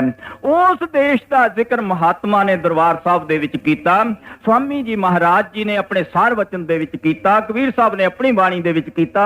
ਇਸੇ ਤਰ੍ਹਾਂ ਵੱਡੇ ਮਹਾਰਾਜ ਜੀ ਨੇ ਗੁਰਮੁਖ ਸਿਧਾਂਤ ਏਡਾ ਵੱਡਾ ਗ੍ਰੰਥ ਲਿਖ ਕੇ ਉਹਦੇ ਵਿੱਚ ਕੀਤਾ। ਹੁਣ ਇੱਥੇ ਬਾਬਾ ਫਰੀਦ ਜੀ ਬੜੇ ਪਿਆਰ ਨਾਲ ਸਮਝਾਉਂਦੇ ਹਨ, ਕਹਿੰਦੇ ਹਨ ਇਹ ਪ੍ਰੇਮ ਦਾ ਪਿਆਲਾ ਜਿਹੜਾ ਹੈ ਉਸ ਨੂੰ ਮਿਲਦਾ ਹੈ ਜਿਸ ਤੇ ਅਕਾਲ ਪੁਰਖ ਦੀ ਕਿਰਪਾ ਹੁੰਦੀ ਹੈ, ਰਹਿਮਤ ਹੁੰਦੀ ਹੈ। ਹੁਣ ਅੱਗੇ ਖੋਲ ਕੇ ਦੱਸਣਗੇ। ਹਾਂਜੀ, ਫਰੀਦਾ ਜਿਨ ਲੋਇਨ ਜਗ ਮੋਹਿਆ, ਸੇ ਲੋਇਨ ਮੈਂ ਡਿਟ, ਕਜਲ ਰੇਖ ਲਸੈ ਦਇਆ, ਸੇ ਪੰਖੀ ਸੂਏ ਬਹੇਠਾ। ਬਾਬਾ ਫਰੀਦ ਦੀ ਹਿਸਟਰੀ ਦੇ ਵਿੱਚ ਬੜਾ ਕਮਾਲ ਇਸ ਦਾ ਜ਼ਿਕਰ ਕੀਤਾ ਹੈ। ਵੱਡੇ ਮਹਾਰਾਜ ਜੀ ਨੇ ਵੀ ਇਸ ਦਾ ਅਰਥ ਇੱਕ ਜਗ੍ਹਾ ਕੀਤਾ ਹੋਇਆ ਹੈ ਕਿ ਬਾਬਾ ਫਰੀਦ ਜੀ ਜਿਹੜੇ ਸੀ ਇੱਕ ਸ਼ਹਿਰ ਦੇ ਵਿੱਚ ਚਲੇ ਗਏ। ਜਦੋਂ ਚਲੇ ਜਾ ਰਹੇ ਸੀ, ਆਵਾਜ਼ ਬੜੇ ਜ਼ੋਰ ਦੀ ਰੋਣ ਦੀ ਆਈ। ਬਾਬਾ ਫਰੀਦ ਜੀ ਉਸ ਘਰ ਦੇ ਅੱਗੇ ਜਾ ਕੇ ਦੇਖਣ ਲੱਗੇ ਕੀ ਗੱਲ ਹੈ, ਇੱਥੇ ਕੋਈ ਕਿਉਂ ਰੋਂਦਾ ਹੈ? ਕਿਉਂਕਿ ਜਿਹੜੇ ਮਹਾਤਮਾ ਹੁੰਦੇ ਹਨ ਇਹਨਾਂ ਦਾ ਮਨ ਨਿਰਮਲ ਹੁੰਦਾ ਹੈ, ਉਹ ਦੇਖ ਨਹੀਂ ਸਹਿ ਨਹੀਂ ਸਕਦੇ। ਵੱਡੇ ਮਹਾਰਾਜ ਜੀ ਵੀ ਜਦੋਂ ਪਾਰਟੀਸ਼ਨ ਦੇ ਟਾਈਮ ਦੇ ਉੱਤੇ ਵੱਡੇ ਮਹਾਰਾਜ ਜੀ ਵੀ ਕਿਹਾ ਕਰਦੇ ਸੀ, ਮੈਂ ਇਹਨਾਂ ਨੂੰ ਦੇਖ ਨਹੀਂ ਸਕਦਾ, ਮੇਰਾ ਮਨ ਨਿਰਮਲ ਹੋ ਚੁੱਕਿਆ ਹੋਇਆ ਹੈ। ਬਾਬਾ ਫਰੀਦ ਨੇ ਜਦੋਂ ਦੇਖਿਆ ਕਿ ਇੱਕ ਵੇਸਵਾ ਆਪਣੀ ਨੁਕਰਾਣੀ ਨੂੰ ਮਿਹਨਤਾਂ ਨਾਲ ਮਾਰਨ ਲੱਗੀ ਹੋਈ ਹੈ, ਫਰੀਦ ਨੇ ਅੰਦਰ ਜਾ ਕੇ ਕਿਹਾ, ਕਾਕੇ ਬੇਟੀ ਇਸ ਨੂੰ ਕਿਉਂ ਮਾਰਦੀ ਹੈ? ਕਹਿੰਦੀ ਕਮਾਲ ਗੱਲ ਹੈ, ਤੁਹਾਨੂੰ ਕੀ ਪਤਾ ਹੈ ਕਿਉਂ ਮਾਰਦੀ ਹਾਂ? ਇਸ ਕਰਕੇ ਮਾਰਦੀ ਹਾਂ ਕਿ ਹਰ ਰੋਜ਼ ਸੁਰਮਾ ਕੁੱਟਦੀ ਹੈ, ਔਰ ਸੁਰਮਾ ਚੰਗਾ ਭਲਾ ਰੋਜ਼ ਕੁੱਟਦੀ ਸੀ। ਅੱਜ ਸੁਰਮਾ ਇਸਨੇ ਜਿਹੜਾ ਕੁੱਟਿਆ ਹੈ ਉਹ ਸੁਰਮਾ ਐਡਾ ਮੋਟਾ ਕੁੱਟਿਆ, ਜਦੋਂ ਮੈਂ ਸਲਾਈ ਆਪਣੇ ਅੱਖ ਦੇ ਵਿੱਚ ਪਾਈ ਉਹ ਰੜਕਦਾ ਹੈ, ਇਸ ਕਰਕੇ ਇਸ ਨੂੰ ਮਾਰਦੀ ਹਾਂ। ਬਾਬਾ ਫਰੀਦ ਜੀ ਨੇ ਕਿਹਾ ਠੀਕ ਹੈ, ਪਰ ਛੱਡ ਦੇ ਗਰੀਬਣੀ ਨੂੰ। ਕਹਿੰਦੇ ਹਨ ਬਾਬਾ ਫਰੀਦ ਜੀ ਕੁਝ ਦਿਨਾਂ ਤੇ ਬਾਅਦ ਬਾਹਰ ਕਿਤੇ ਤੁਰੇ ਜਾਂਦੇ ਸੀ, ਵੇਸਵਾ ਦੀ ਡੈਥ ਹੋ ਗਈ, ਉਹ ਮਰ ਗਈ। ਜਦੋਂ ਲਾਵਾਰਸ ਬੰਦਾ ਕੋਈ ਮਰਦਾ ਹੈ ਉਹਦੀ ਕੌਣ ਪਰਵਾਹ ਕਰਦਾ ਹੈ? ਉਸ ਨੂੰ ਚੁੱਕ ਕੇ ਕਮੇਟੀ ਵਾਲਿਆਂ ਨੇ ਜਾਂ ਸ਼ਹਿਰ ਵਾਲਿਆਂ ਨੇ ਦੋ ਮਜ਼ਦੂਰਾਂ ਨੂੰ ਭੇਜ ਕੇ ਬਾਹਰ ਟੋਆ ਪੱਟ ਕੇ ਜ਼ਮੀਨ ਦੇ ਵਿੱਚ ਦਬਾ ਦਿੱਤਾ।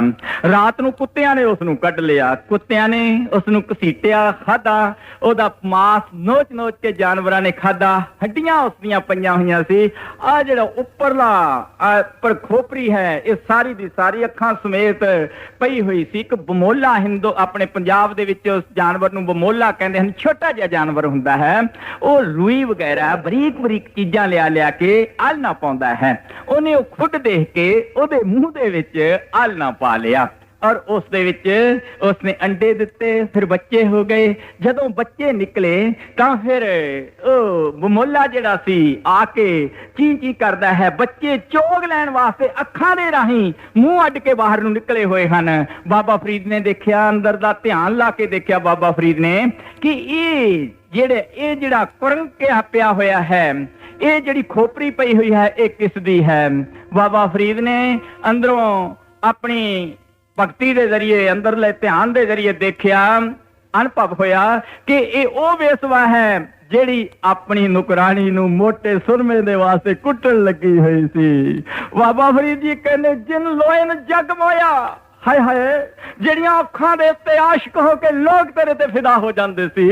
ਜਿਨ ਲੋਇਨ ਜਗ ਮੋਇਆ ਸੋ ਲੋਇਨ ਮੈਂ ਡਿੱਠ, ਉਹ ਮੈਂ ਤੇਰੇ ਅੱਖਾਂ ਦੇਖੀਆਂ ਸੀ। ਕਹਿੰਦੇ ਕੱਜਲ ਰੇਖ ਨਾ ਸਹਿੰਦੀਆਂ, ਇਹ ਪੰਖੀ ਸੂਏ ਬੈਠ। ਅੱਜ ਉਹਨਾਂ ਅੱਖਾਂ ਦੇ ਵਿੱਚ ਪੰਖੀ ਬੋਲਣ ਲੱਗੇ ਹੋਏ ਹਨ, ਵਾਲੇ ਪਾਈ ਬੈਠੇ ਹਨ। ਅਸੀਂ ਕੀ ਸੋਚੀ ਬੈਠੇ ਹਾਂ? ਐਸੀ ਹਾਲਤ ਜਿਹੜੇ ਕੁਕਰਮੀ ਜੀਵ ਹੁੰਦੇ ਹਨ ਉਹਨਾਂ ਦੀ ਇਹ ਹੋ ਜਾਂਦੀ ਹੈ। ਇਸ ਕਰਕੇ ਬਾਬਾ ਫਰੀਦ ਜੀ ਨਸੀਹਤ ਦਿੰਦੇ ਹਨ, ਓਏ ਜੱਗ, ਓਏ ਤੁਹਾਡਾ ਟਾਈਮ ਆਇਆ ਹੈ, ਇਨਸਾਨ ਦਾ ਜਾਮਾ ਮਿਲਿਆ ਹੈ, ਵਾਰ-ਵਾਰ ਨਹੀਂ ਮਿਲਣਾ। ਹੁਣ ਅੱਗੇ ਖੋਲ ਕੇ ਦੱਸਣਗੇ। ਹਾਂਜੀ। ਫਰੀਦਾ ਲੋੜੇ ਦਾ ਖਬਜੋਰੀਆਂ ਕਿਕਰ ਬੀਜੇ ਜੱਟ ਹੰਡੇ ਹੁਣ ਕਤਾ ਦਾ ਪੈਦਾ ਲੋੜੇ ਪਾਟ। ਫਰੀਦਾ ਲੋੜੇ ਦਾਖ ਬਜੌਰੀਆਂ ਕਿੱਕਰ ਬੀਜੇ ਜੱਟ। ਬਾਬਾ ਫਰੀਦ ਜੀ ਕਹਿੰਦੇ ਜੇ ਕੋਈ ਆਦਮੀ ਕਿੱਕਰ ਬੀਜ ਕੇ ਅੰਬ ਤੋੜਨ ਵਾਸਤੇ ਜਾਵੇ ਜਾਂ ਦਾਖਾਂ ਜਾਂ ਖੋਪਾ ਤੋੜਨ ਵਾਸਤੇ ਜਾਵੇ, ਉਹਨੂੰ ਨਹੀਂ ਮਿਲ ਸਕਦਾ। ਜੋ ਉਸਨੇ ਬੀਜ ਬੀਜਿਆ ਹੈ ਉਸਨੂੰ ਉਹ ਮਿਲਦਾ ਹੈ। ਉਹਦੇ ਕਰਮ ਦਾ ਹਿਸਾਬ ਕਿਤਾਬ ਤਾਂ ਉਸਨੂੰ ਭੁਗਤਣਾ ਹੀ ਭੁਗਤਣਾ ਪੈਂਦਾ ਹੈ। ਇੱਥੇ ਤੱਕ ਬੜੇ ਬੜੇ ਅਭਿਆਸੀਆਂ ਨੂੰ ਵੀ ਭੁਗਤਣਾ ਪੈਂਦਾ ਹੈ, ਜਿਹੜੇ ਬਹੁਤ ਅਭਿਆਸ ਕਰਦੇ ਹਨ। ਤੁਸੀਂ ਕਬੀਰ ਸਾਹਿਬ ਦੇ ਗੁਰੂ ਦੇ ਬਾਰੇ ਜ਼ਿਕਰ ਪੜ੍ਹ ਕੇ ਦੇਖ ਲਵੋ, ਰਾਮਾਨੰਦ ਤੱਕ ਨੂੰ ਵੀ ਭੁਗਤਣਾ ਪਿਆ। ਔਰ ਮੈਂ ਵੱਡੇ ਮਹਾਰਾਜ ਜੀ ਦੀ ਮੈਨੂੰ ਗੱਲ ਯਾਦ ਆਈ। ਵੱਡੇ ਮਹਾਰਾਜ ਜੀ ਹਮੇਸ਼ਾ ਹਰ ਹਫ਼ਤੇ ਡੇਰੇ ਆਇਆ ਕਰਦੇ ਸੀ। ਜਦੋਂ ਡੇਰੇ ਆਇਆ ਕਰਦੇ ਸੀ, ਇੱਕ ਦਿਨ ਆਏ ਮਹਾਰਾਜ ਜੀ ਆ ਕੇ ਬੈਠ ਗਏ ਬਾਬਾ ਜੈਮਲ ਸਿੰਘ ਮਹਾਰਾਜ ਜੀ ਦੇ ਕੋਲ। ਬਾਬਾ ਜੀ ਕਹਿਣ ਲੱਗੇ, ਬਾਬੂ ਜੀ ਗੱਲ ਸੁਣੋ, ਤੁਹਾਡੀ ਚਿੱਠੀ ਆਈ ਹੈ, ਘਰ ਜਾਓ। ਉਹ ਕਹਿਣ ਲੱਗੇ ਮੇਰਾ ਦਿਲ ਨਹੀਂ ਕਰਦਾ ਘਰ ਜਾਣ ਨੂੰ। ਕਹਿੰਦੇ ਮਾਤਾ ਜੀ ਦਾ ਸੰਦੇਸ਼ ਆਇਆ, ਬਿਮਾਰ ਨੇ, ਚਲੇ ਜਾਓ ਅੱਜ ਹੀ, ਔਰ ਮੁੜ ਕੇ ਮੇਰੇ ਪਾਸ ਨਹੀਂ ਆਉਣਾ, ਸਿੱਧੇ ਆਪਣੀ ਡਿਊਟੀ ਤੇ ਚਲੇ ਜਾਣਾ। ਵੱਡੇ ਮਹਾਰਾਜ ਜੀ ਹੁਕਮ ਦੇ ਬੜੀ ਤਾਮੀਲ ਕਰਦੇ ਸੀ। ਉਸੇ ਵਕਤ ਉੱਠੇ, ਬਿਸਤਰਾ ਚੁੱਕਿਆ, ਅੱਖਾਂ ਪੂੰਝਦੇ ਹੋਏ ਮਹਿਮਾ ਸਿੰਘ ਵਾਲੇ ਆ ਕੇ ਪਹੁੰਚ ਗਏ। ਮਹਿਮਾ ਸਿੰਘ ਪਹੁੰਚੇ, ਉੱਥੇ ਰਾਤ ਰਹੇ, ਮਾਤਾ ਜੀ ਦੇ ਨਾਲ ਗੱਲਬਾਤ ਕੀਤੀ, ਫਿਰ ਵਾਪਸ ਚਲੇ ਗਏ। ਜਦੋਂ ਗਏ, ਕਿਉਂਕਿ ਹੁਕਮ ਸੀ ਕਿ ਤੂੰ ਡੇਰੇ ਨਹੀਂ ਉਤਰਨਾ, ਬਾਬਾ ਜੈਮਲ ਸਿੰਘ ਮਹਾਰਾਜ ਜੀ ਬਿਆਸ ਸਟੇਸ਼ਨ ਦੇ ਉੱਤੇ ਮਹਾਰਾਜ ਜੀ ਨੂੰ ਮਿਲਣ ਵਾਸਤੇ ਆਏ। ਸਟੇਸ਼ਨ ਤੇ ਖੜੇ, ਜਦੋਂ ਗੱਡੀ ਜਾ ਕੇ ਖੜੀ, ਕਹਿਣ ਲੱਗੇ ਆਪਨੇ ਤਾਂ ਕਿਹਾ ਸੀ ਵੀ ਇੱਥੇ ਉਤਰਨਾ ਨਹੀਂ। ਕਹਿੰਦੇ ਤਦੇ ਮੈਂ ਤੈਨੂੰ ਮਿਲਣ ਵਾਸਤੇ ਆਇਆ, ਕਿਤੇ ਤੂੰ ਇੱਥੇ ਉਤਰ ਨਾ ਜਾਵੇਂ। ਕਹਿੰਦੇ ਅੱਛਾ। ਰੋ ਕੇ ਗੱਡੀ ਚੱਲ ਪਈ। 1 ਮਿੰਟ 2 ਮਿੰਟ ਖੜਨੀ ਸੀ। ਹਜ਼ੂਰ ਮਹਾਰਾਜ ਜੀ ਗੱਡੀ ਦੇ ਵਿੱਚ ਫਿਰ ਬੈਠ ਗਏ। ਗੱਡੀ ਚਲੀ ਗਈ, ਆਪਣੇ ਜਿੱਥੇ ਉਹ ਨੌਕਰੀ ਕਰਦੇ ਸੀ ਉੱਥੇ ਜਾ ਕੇ ਪਹੁੰਚ ਗਏ। ਉੱਥੇ ਪਹੁੰਚੇ, ਉਹਨਾਂ ਨੂੰ ਬੜਾ ਸ਼ੌਕ ਹੁੰਦਾ ਸੀ ਘੋੜੀ ਦੇ ਉੱਤੇ ਸਵਾਰ ਹੋਣ ਦਾ। ਉਹਨਾਂ ਦੀ ਗੈਰ ਹਾਜ਼ਰੀ ਦੇ ਵਿੱਚ ਨੌਕਰ ਨੇ ਘੋੜੀ ਦੇ ਜਿਹੜੇ ਗਰਦਨ ਦੇ ਵਾਲ ਸੀ ਉਹ ਕੱਟ ਦਿੱਤੇ ਸੀ, ਸ਼ਿੰਗਾਰ ਵਾਸਤੇ। ਸੋਹਣਾ ਉਹਨਾਂ ਦੇ ਗਲ ਦੇ ਵਿੱਚ ਘੋੜੀ ਦੇ ਕੋਈ ਬਹੁਤ ਅੱਛਾ ਉਹਨੇ ਹਾਰ ਪਾਇਆ ਹੋਇਆ ਸੀ, ਬੜਾ ਸ਼ੌਕ ਨਾਲ ਉਸਨੇ ਕੱਟੇ ਸੀ। ਪਰ ਮਹਾਰਾਜ ਜੀ ਨੇ ਖਿਆਲ ਨਹੀਂ ਕੀਤਾ, ਬਲਾਕੀ ਮਾਰ ਕੇ ਚੜਨ ਲੱਗੇ, ਹੱਥ ਪਾਇਆ ਜਿਸ ਵਕਤ ਗਰਦਨ ਨੂੰ, ਉਹ ਬਾਲ ਜਿਹੜੇ ਪਕੜਿਆ ਕਰਦੇ ਸੀ ਉਹ ਨਹੀਂ ਪਕੜੇ ਗਏ, ਗਿਰ ਗਏ ਔਰ ਲੱਤ ਟੁੱਟ ਗਈ। ਮਹਾਰਾਜ ਜੀ ਨੇ ਚਿੱਠੀ ਲਿਖੀ, ਹਜ਼ੂਰ ਸੱਚੇ ਪਾਤਸ਼ਾਹ ਮੇਰੀ ਇਸ ਤਰ੍ਹਾਂ ਲੱਤ ਟੁੱਟ ਗਈ। ਮਹਾਰਾਜ ਜੀ ਨੇ ਜਵਾਬ ਦਿੱਤਾ, ਇਸੇ ਕਰਕੇ ਤੈਨੂੰ ਇੱਥੇ ਕਿਹਾ ਸੀ ਵੀ ਤੂੰ ਚਲਿਆ ਜਾ, ਕਰਮ ਦਾ ਲੇਖਾ ਜਿਹੜਾ ਉਹ ਭੁਗਤ ਲੈ। ਤੈਨੂੰ 3 ਸਾਲਾਂ ਦੀ ਕੈਦ ਹੋਣੀ ਸੀ, ਦੁੱਖ ਹੋਣਾ ਸੀ, ਔਰ ਤੈਨੂੰ ਇਹ ਜਿਹੜਾ ਦੁੱਖ ਸੀ ਤੇ ਦੁੱਖ ਤੇਰਾ 3 ਮਹੀਨਿਆਂ ਦੇ ਵਿੱਚ ਕੱਟ ਦਿੱਤਾ ਹੈ। ਬਲਕਿ ਇੱਥੇ ਤੱਕ ਰਾਏ ਸਾਹਿਬ ਮੁਨਸ਼ੀ ਰਾਮ ਨੇ ਲਿਖਿਆ ਹੈ ਕਿ ਤੂੰ ਕਿਹਾ ਕਰਦੇ ਸੀ ਆਪ ਸਤਸੰਗ ਦੇ ਵਿੱਚ ਵੱਡੇ ਮਹਾਰਾਜ ਜੀ ਕਿ ਮੈਨੂੰ ਤਾਂ 3 ਯੁਗਾਂ ਤੱਕ ਵੀ ਇਹ ਭੁਗਤਣਾ ਪੈਣਾ ਸੀ ਜੇਕਰ ਮੈਂ ਸਤਿਗੁਰੂ ਦੀ ਸ਼ਰਨ ਦੇ ਵਿੱਚ ਨਾ ਜਾਂਦਾ। ਸਤਿਗੁਰੂ ਸਾਡੇ ਤੇ ਰਹਿਮਤ ਕਰਦਾ ਹੈ, ਕਿਰਪਾ ਕਰਦਾ ਹੈ, ਦਇਆ ਕਰਦਾ ਹੈ। ਕਿਸ ਤਰ੍ਹਾਂ ਕਰਦਾ ਹੈ? ਜਦੋਂ ਉਹ ਕਿਰਪਾ ਕਰਦਾ ਹੈ, ਦਇਆ ਕਰਦਾ ਹੈ, ਸੂਲੀ ਦੀ ਸੂਲ ਕਰ ਦਿੰਦਾ ਹੈ। ਵੱਡੇ ਮਹਾਰਾਜ ਜੀ ਨੇ ਜਦੋਂ ਇਹ ਗੱਲ ਕਹੀ ਇੱਕ ਦਫਾ ਕਿ ਸੂਲੀ ਦੀ ਸੂਲ ਕਰ ਦਿੰਦਾ ਹੈ, ਇੱਕ ਬੰਦਾ ਉੱਠ ਕੇ ਸਤਸੰਗ 'ਚ ਖੜਾ ਹੋ ਗਿਆ, ਕਹਿੰਦਾ ਹਜ਼ੂਰ ਕਿਸ ਤਰ੍ਹਾਂ ਕਰ ਦਿੰਦਾ ਹੈ?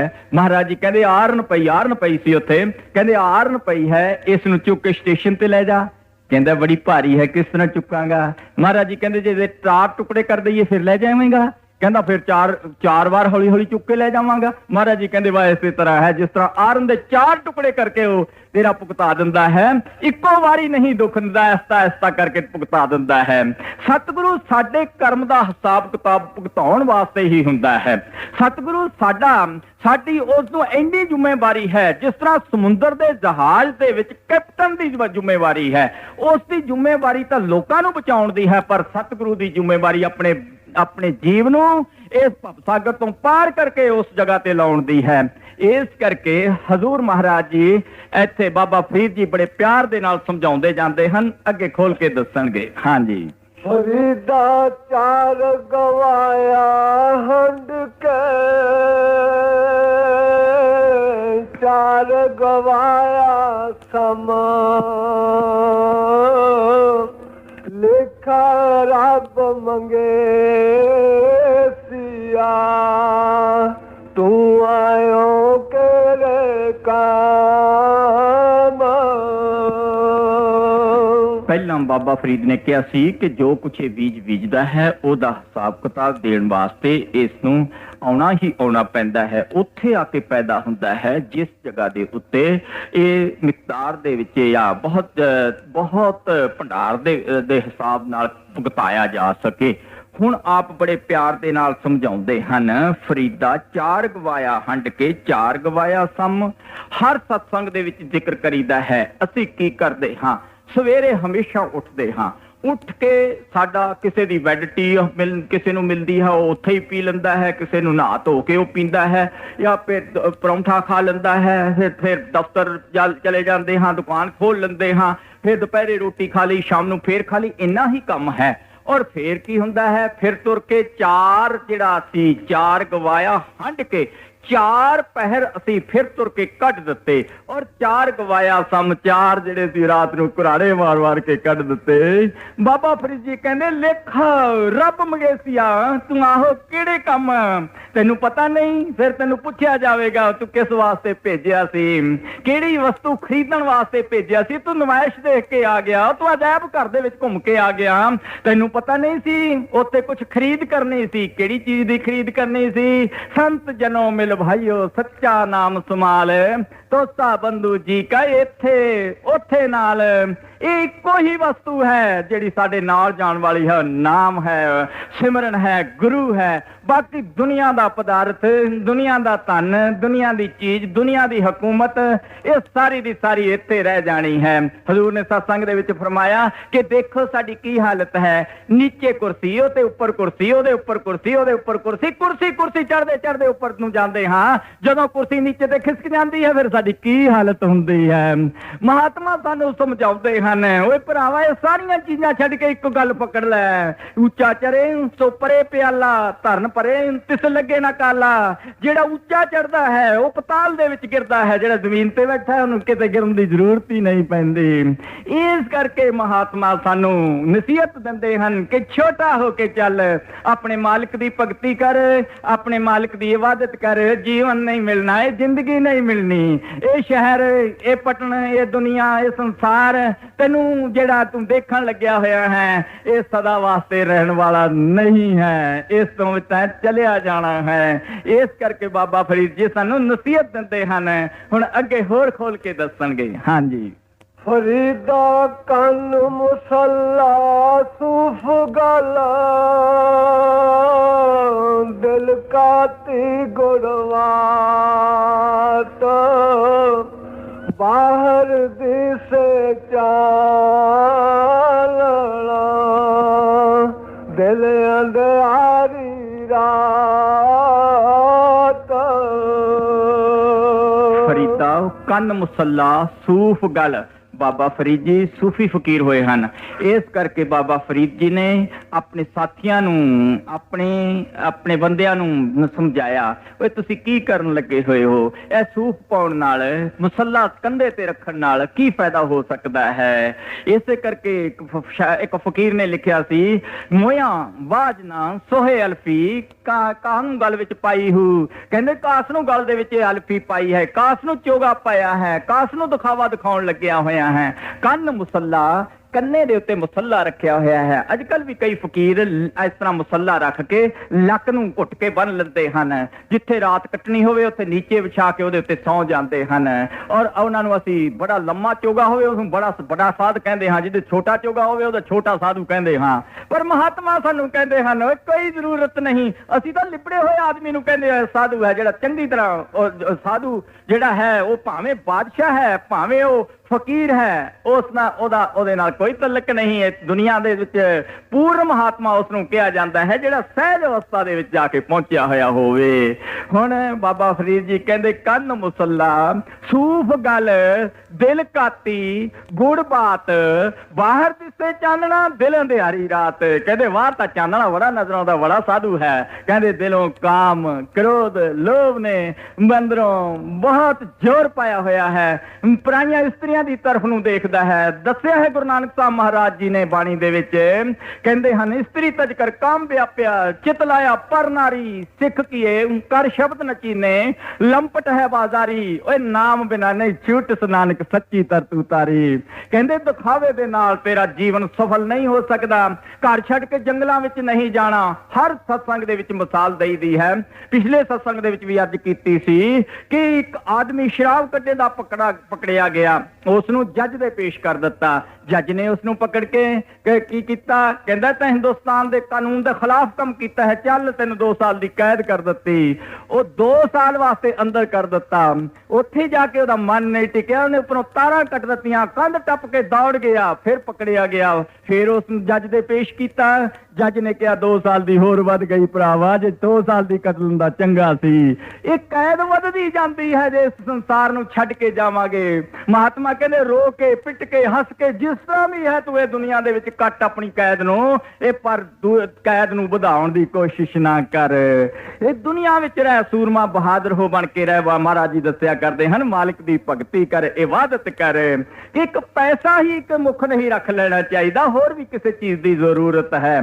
ਇਸ ਕਰਕੇ ਬਾਬਾ ਫਰੀਦ ਜੀ ਕਹਿੰਦੇ ਹਨ, ਪਿਆਰ ਦੇ ਨਾਲ ਸਮਝਾਉਂਦੇ ਹੋਏ ਕਹਿੰਦੇ ਹਨ, ਫਰੀਦਾ ਕੰਨ ਮੁਸੱਲਾ ਸੂਫ ਗਲ ਦਿਲ ਕਾਤੀ ਗੁੜ ਬਾਤ ਬਾਹਰ ਦਿਸੇ ਚਾਨਣਾ ਦਿਲ ਅੰਧਿਆਰੀ ਰਾਤ। ਹੁਣ ਅੱਗੇ ਦੱਸਣਗੇ। ਅੱਖਰ ਖਵਨ ਗੋਣਾ ਜੀ ਬਾਮਣੀਆਂ ਮਾਨਤਾ ਇਤਰਾ ਭੈਣ ਵੇਸ ਕਰ ਤਾਂ ਵਸ ਆਵੀ ਕਾਂਤਾ। ਨਿਵਣ ਸੋ ਅੱਖਰ ਖਵਣ ਗੁਣ ਜੀਭਾ ਮਣੀਆਂ ਮੰਤ। ਸਾਡੇ ਹਿੰਦੁਸਤਾਨ ਦੇ ਵਿੱਚ 3 ਕੱਪੜੇ ਪਹਿਨੇ ਜਾਂਦੇ ਹਨ, ਸਿਰ ਤੇ ਪਗੜੀ, ਤਨ ਦੇ ਉੱਤੇ ਕਮੀਜ਼ ਔਰ ਪਜਾਮਾ। ਇਹੋ ਹੀ ਲਿਬਾਸ ਬੀਬੀਆਂ ਸਿਰ ਤੇ ਚੁੰਨੀ ਲੈਂਦੀਆਂ ਹਨ। ਇਸੇ ਤਰ੍ਹਾਂ ਸਾਡੇ ਹਿੰਦੁਸਤਾਨ ਦਾ ਪਹਿਰਾਵਾ ਹੈ। ਬਾਬਾ ਫਰੀਦ ਜੀ ਕਹਿੰਦੇ ਤੈਂ ਆਪਣੇ ਤਨ ਦੇ ਉੱਤੇ ਕਿਹੜੇ ਕਿਹੜੇ ਗੁਣਾਂ ਦਾ ਪਹਿਰਾਵਾ ਕਰਨਾ ਹੈ? ਕਹਿੰਦੇ ਨਿਵਣ ਸੋ ਅੱਖਰ ਖਵਣ ਗੁਣ ਜੀਭਾ ਮਣੀਆਂ ਮੰਤ ਇਹ ਤ੍ਰੈ ਭੈਣੇ ਵੇਸ ਕਰ ਤਾਂ ਵਸ ਆਵੀ ਕੰਤ।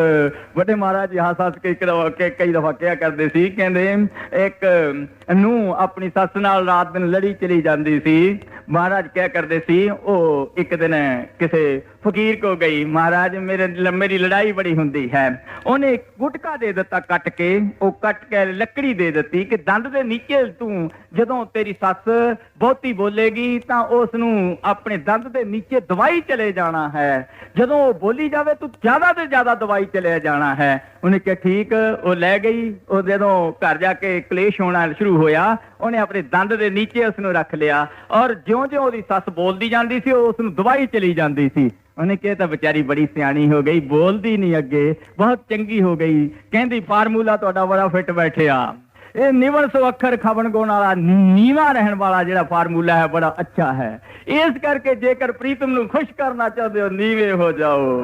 ये बाबा फरीद दी बाणी सी। जो कुछ बाबा फरीद ने सानू समझाया है, सानू भी चाहिए है इन्हां दे कहण दे मुताबिक अपने जीवन नूं ढालीए। निवल सो अखर खबन गुण दी बामणिया मानता इतरे भैण वेस कर तावा से आवी का